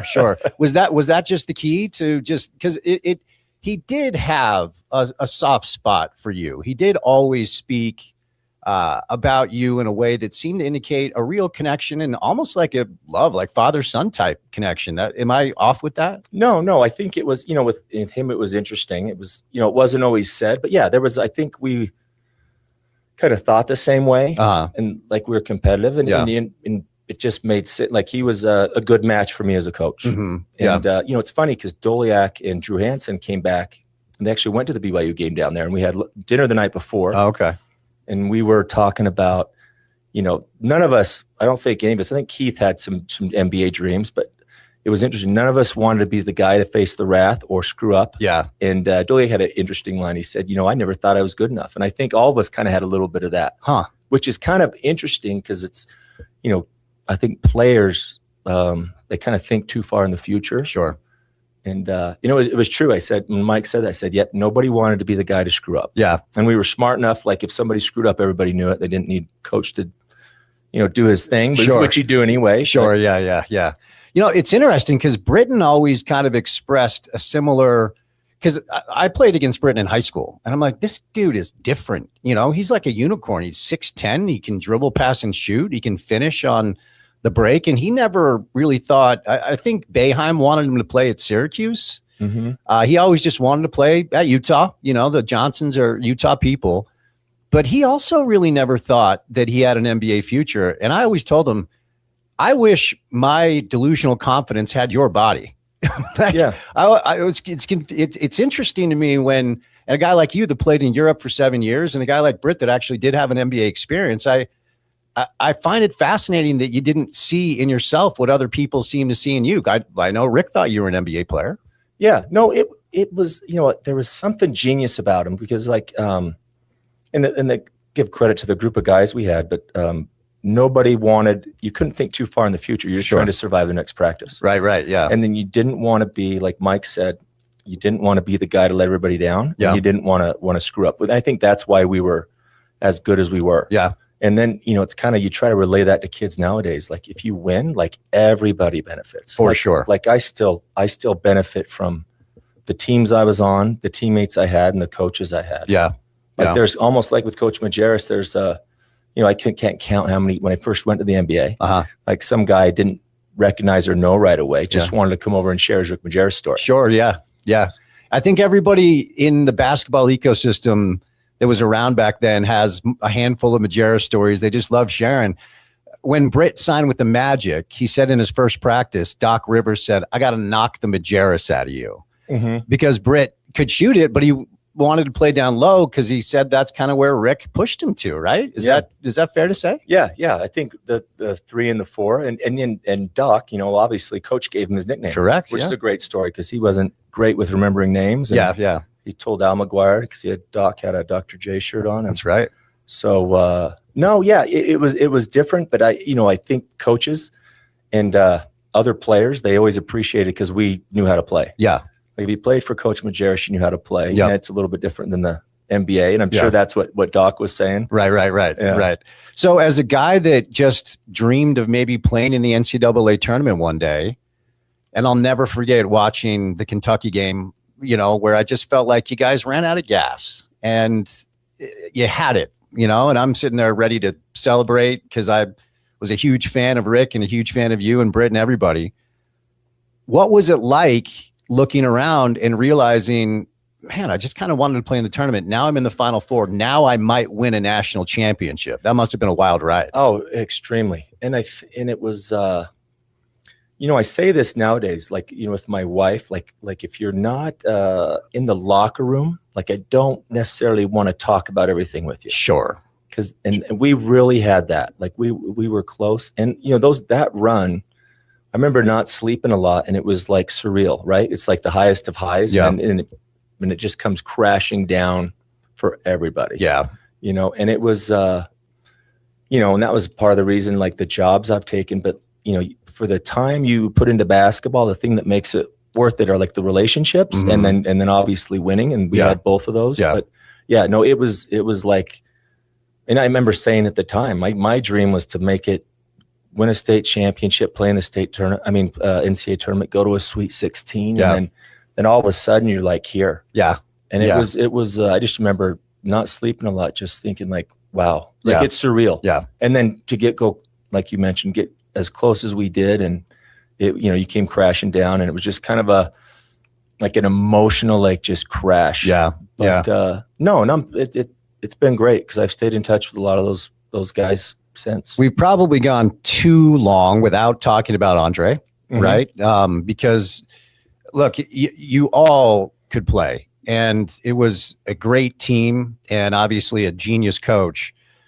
But there were moments where it felt like whether Andre knew it or not, he had to kind of be the guy to stem the tide. I don't know if you would say he was the most talented player on that team, but oftentimes it felt like he was the guy that was making the big plays when the big play was needed. Oh, on to this day, Andre, and I'm obviously biased to so am I. An extent. Admitted. One of the elite, at least top 10 most underrated players. If you look at the all-time assist leaders in the NBA, he's 12th. Yeah. And there's guys below him that are in the Hall of, like, shoo-ins for the Hall of Fame. Yeah. I remember his rookie year in Cleveland, they had a bad team, and he led the NBA in assists, and it wasn't even close. Yeah.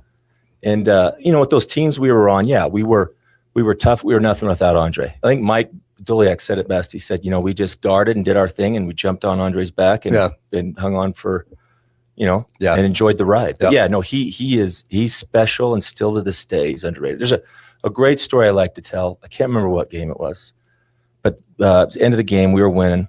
We were shooting free throws, and we were at half court, and he came over to me and said that I was like a rebound, like an assist or rebound close to a triple-double. I looked over at him, and I looked up, and he had read the scoreboard wrong. And I said, no, I'm not. But like that's what he thinks about. Yeah. Like you have, and I knew at the time, but like he's smarter than like a genius. And I remember when the draft process, I remember when I was in St. Louis with Majerus, he put I can't remember who it was, a Jazz scout on the phone, but when he knew all the Jazz offense. Like just watching. Yeah. No, great mind. And obviously a guy that went on to play forever and have an incredible NBA career. Few minutes left here. Let's talk about your kind of transition into coaching.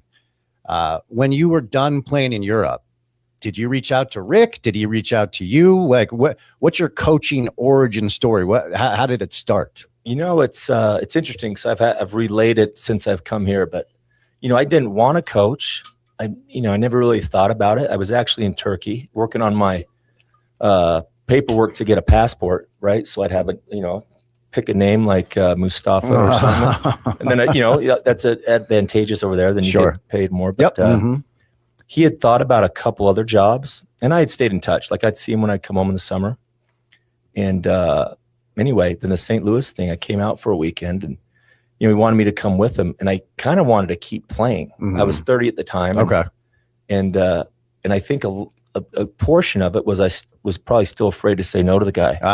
But I figured to myself, if there was a time to get into coaching, not a better place to do it. Sure. And it was good. And I had him, and then Porter Mosier was on the team, who's at Oklahoma now, who I learned a ton from. Yeah. Who was great. And Paul Biancardi, who works for ESPN. Like it was I was lucky because in St. Louis, like you need a recruiter. I had no ties in the Midwest to recruit, but it kind of just happened, and it was I've been lucky, and I'm fortunate enough. I told my wife, I said, listen, like when it ends, I've been lucky, but like I'm going to be miserable to be around. I'll try not to, but if I have to sit out for a year, I'm just warning you now. I'll be my best. I'm not going to be fun to be around. But going on in life, I think I'm pretty laid back. But basketball, it brings out the best and worst in me, which is good, right? It's good to laugh, good to cry, right. And it kind of brings out the extremes in me. And so I think, it's always been a kind of not easy, but easier for me to do that than something else. Yeah. See, it's interesting because I would characterize you as a laid back person, but also you were a killer as a player. Like you're a competitor. You've got that in you, and I see you on the sideline, and I went to games this year, and I hear what you're saying to your players. Like, hope not. There's no. Look, we want more people in the building, so we can't hear you, Al, and we'll get there. That's the goal. But there's a killer competitive side to you, right? I mean, you're not just some laid back guy that doesn't give a rip. Yeah, no, it's there was a question I remember at the Jazz when we'd have draft workouts.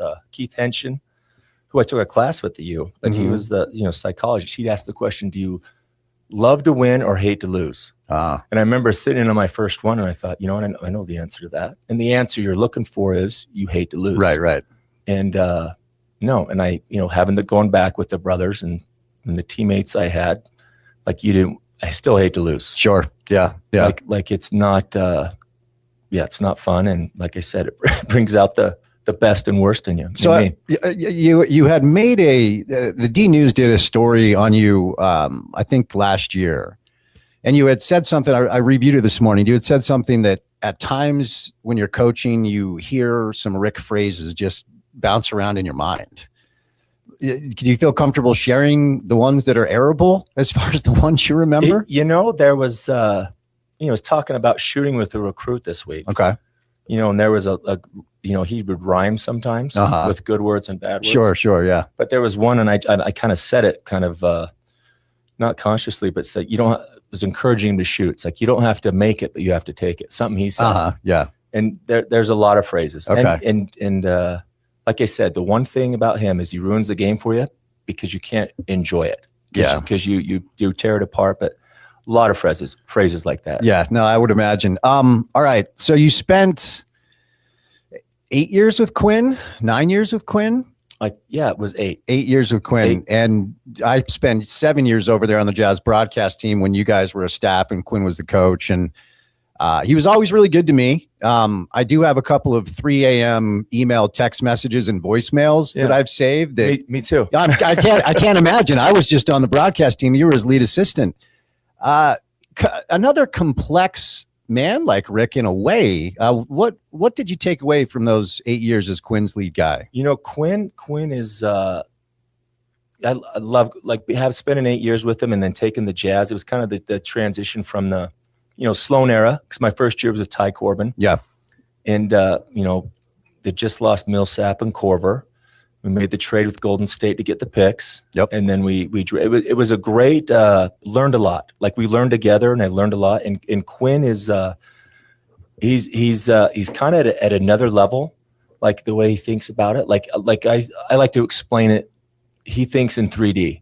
Oh, I like that. Okay. Yeah. He can see where we need to go, and he can see all the ways to get there. Yeah. Like we're on one plane and he's on 3D. Yeah. Like he's been great. And, and to this day, like when I have a decision to make like this, he's one of the, great, he's been great with advice. He's been great to me since then. And learned a lot from him. So yeah. Good. No, I think he's a really good man. I really do at his core. But a mind like that, it's gotta be, I don't imagine he sleeps very much, but we don't have a ton of time left. Your current situation at the U, it's a rebuild, right? And so I just want to give you a little space to talk about what it's been like to take this job at your alma mater, the challenges ahead, and your confidence that you can get this thing right. And it's funny. I never thought I'd come back to Utah, come back twice. Sure. And I'll tell the story. When we played Arizona, they were number 1. And the building wasn't very full. Like that's when it hit me. Like actually, even before the game started, I'll say it. I got pissed. I was there. Yeah. And I got pissed. I said, for the last half a decade or more, this would have never happened. For sure. Now, and it's a lot of things. It's not one person, one thing. But as you know, like Utah fans, even the Jazz or the Utes they've always been the overachievers. Right. And like their fans, and I say this different, like the people that came to Utah games, like they're basketball fans. Yeah. They're not just University of Utah. They just come because it's actually that moment. That's my goal, is to fill the place. Yeah. And I talk to people all the time. They like their grandpa had tickets there, and it's kind of fallen off, but it's a combination of everything. It's a connection with the community. Yep. Like camps, like you said, everybody remembers going to camps when they were young. Right. Yeah. The camps have died off, but hoping to do that. And I'm excited because, I always, this hit me when I came back, right? The most iconic college basketball game of all time was played there. Yep. Right. Mm-hmm. Bird, Magic, Final Four. For sure. And that was at a brand new 15,000 seat arena in the 70s. Yep.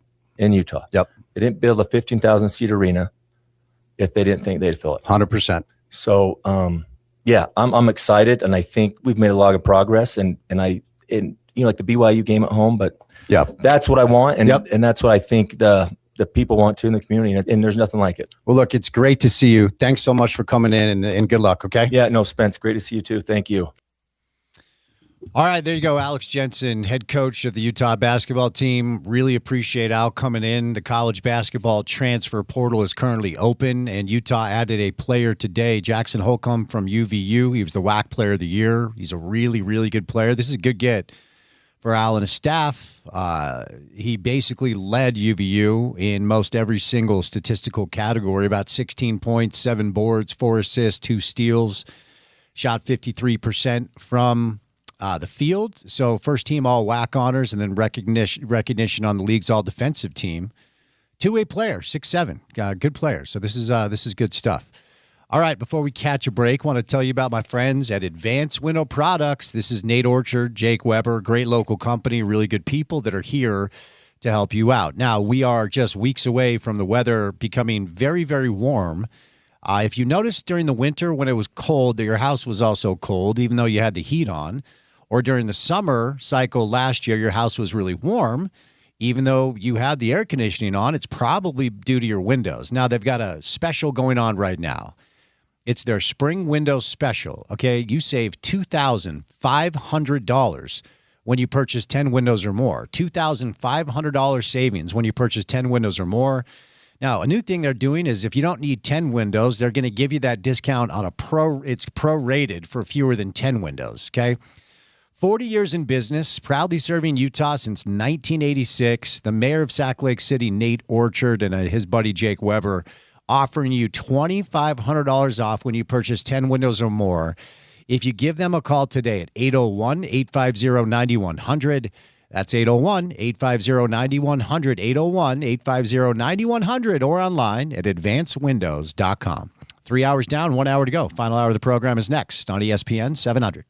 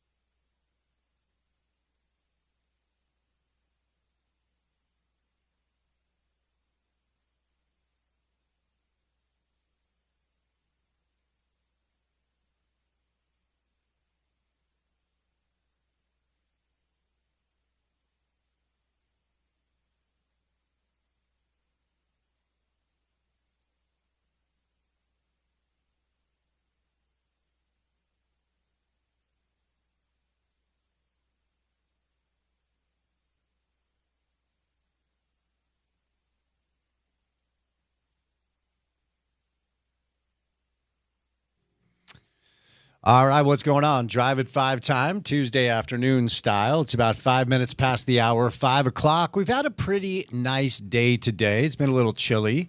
We're headed for some rain in the valley and potentially some snow in the mountains over the next couple of days. It's about 58 degrees and somewhat clear.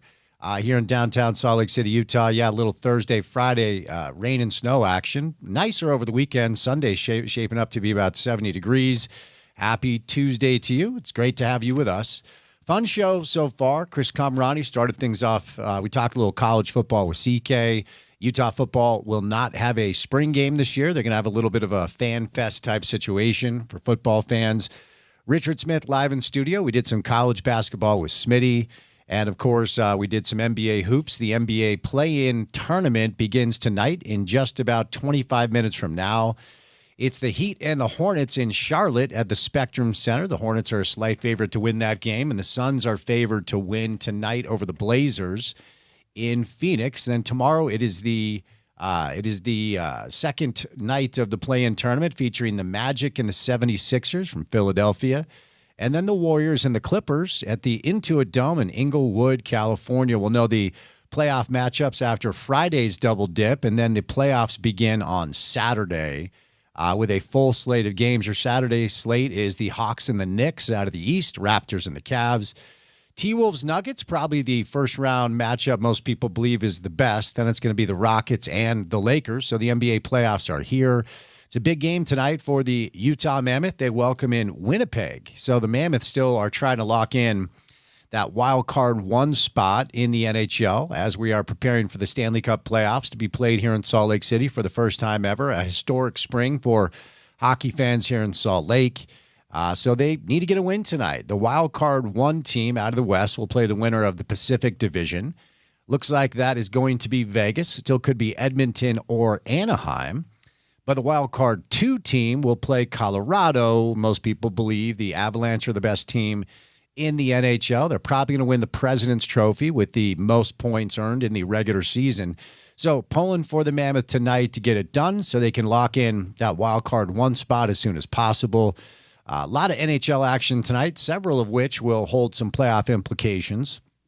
We're still a few days away from the league, meaning the NBA, doing the coin flip needed to determine where the Jazz will land in the draft lottery. Now, that's not the final standing, but it will give us a better idea of the odds of the Jazz being able to land a top 4 pick, or if they get lucky for the first time in franchise history, potentially the number 1 pick overall. I want to remind you that we did have some postseason sound from Will Hardy and Austin Ainge. They did their final season media exit session. They did it at like 7:15 a.m. on Monday. Hopefully nobody would attend because there wasn't a lot to say, and not a lot was said.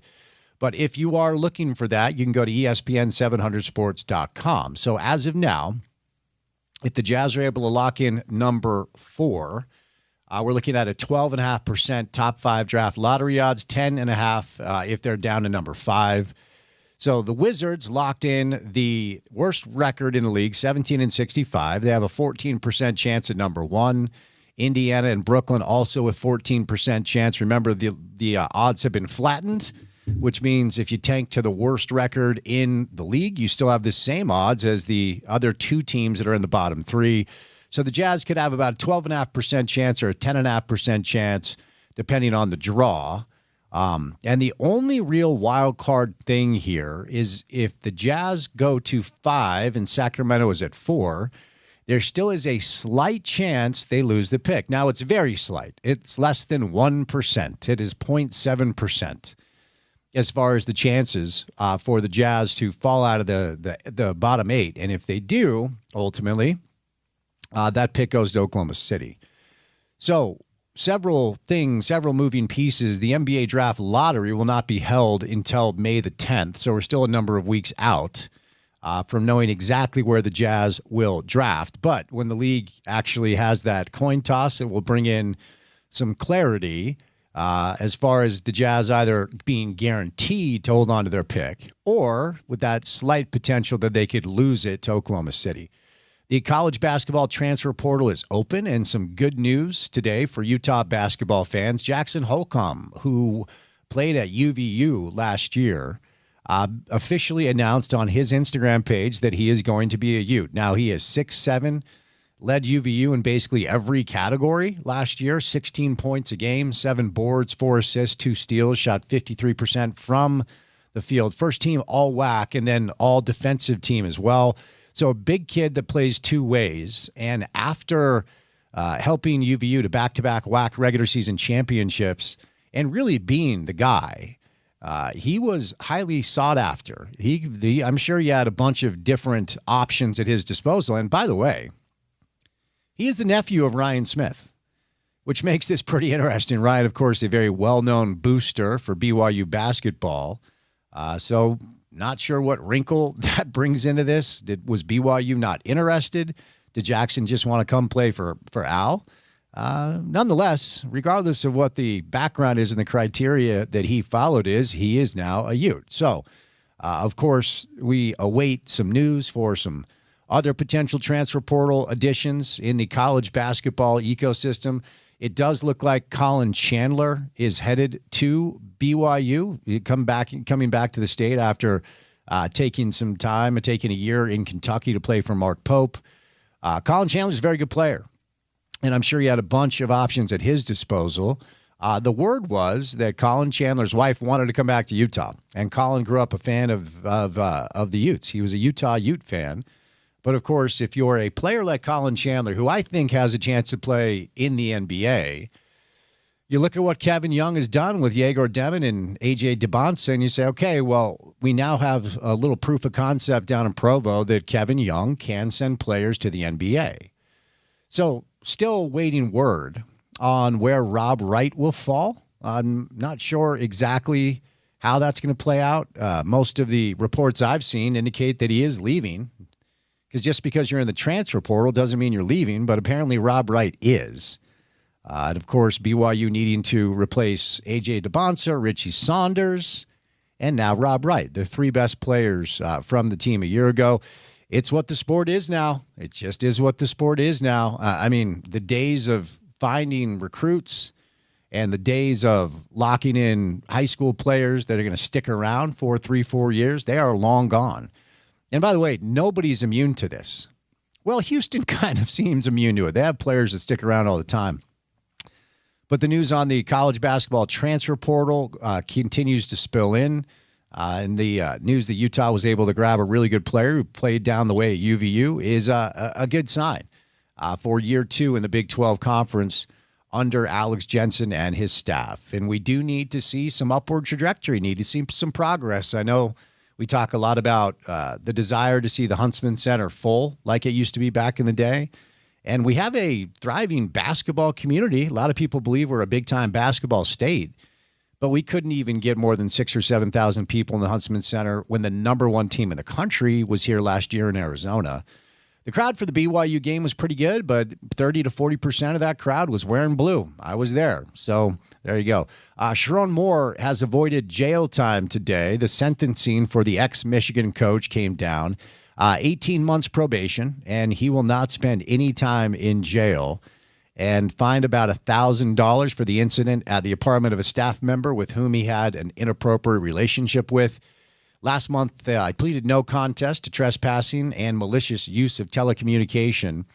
And so ultimately the ruling came down today, 18 months probation and a $1,000 fine. The judge said this, quote, "Frankly, Mr. Moore, you had no right to do what you did. I know she was placed in fear. It was a traumatic experience for you, but it was certainly a traumatic experience for her. But you had no right to spread your pain to her." So that came down. Of course, that situation led to Sharon Moore losing his job, which led to someone named Kyle Whittingham taking the Michigan head coaching job.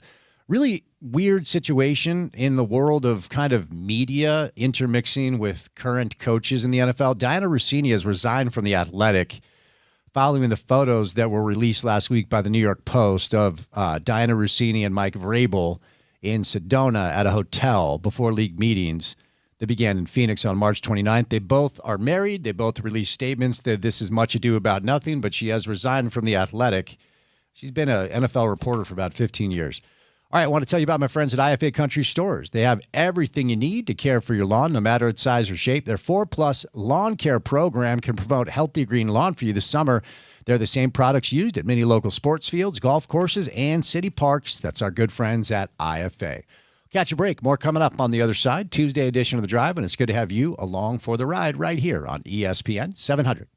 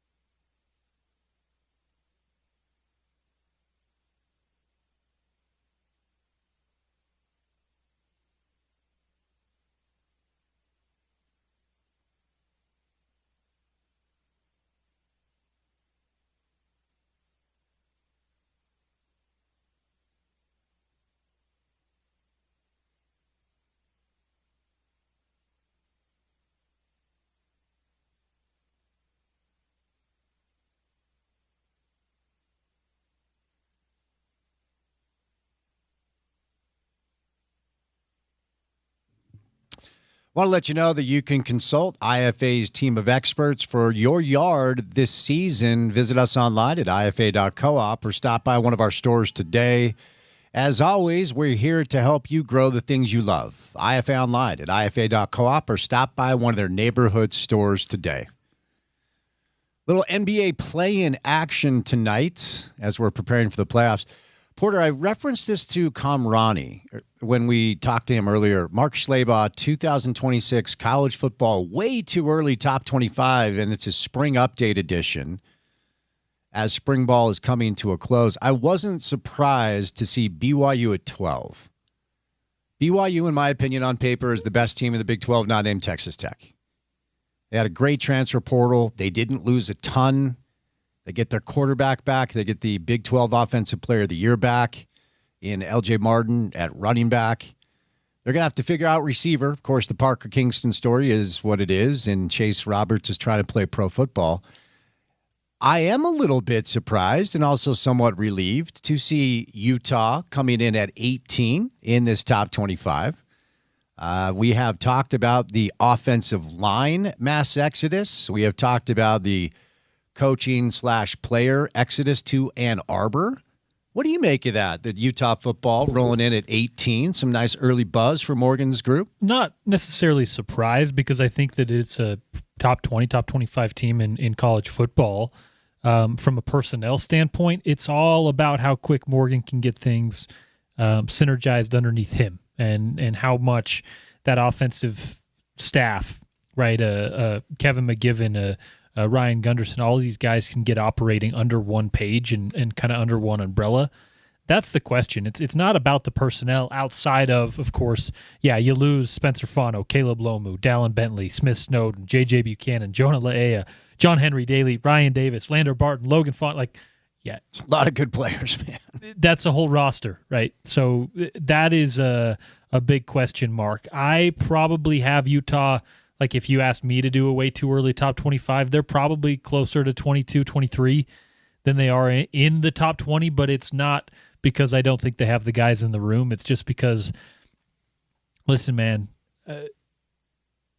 you can talk for several years about the turnover from Kyle to Morgan, and we can all hope that it goes really smoothly and the product on the field is close to what it was week one, first time out, but there can be growing pains, and year one of a head coach is something that, I think you want to be at least a little bit cautiously optimistic about, even if you are optimistic.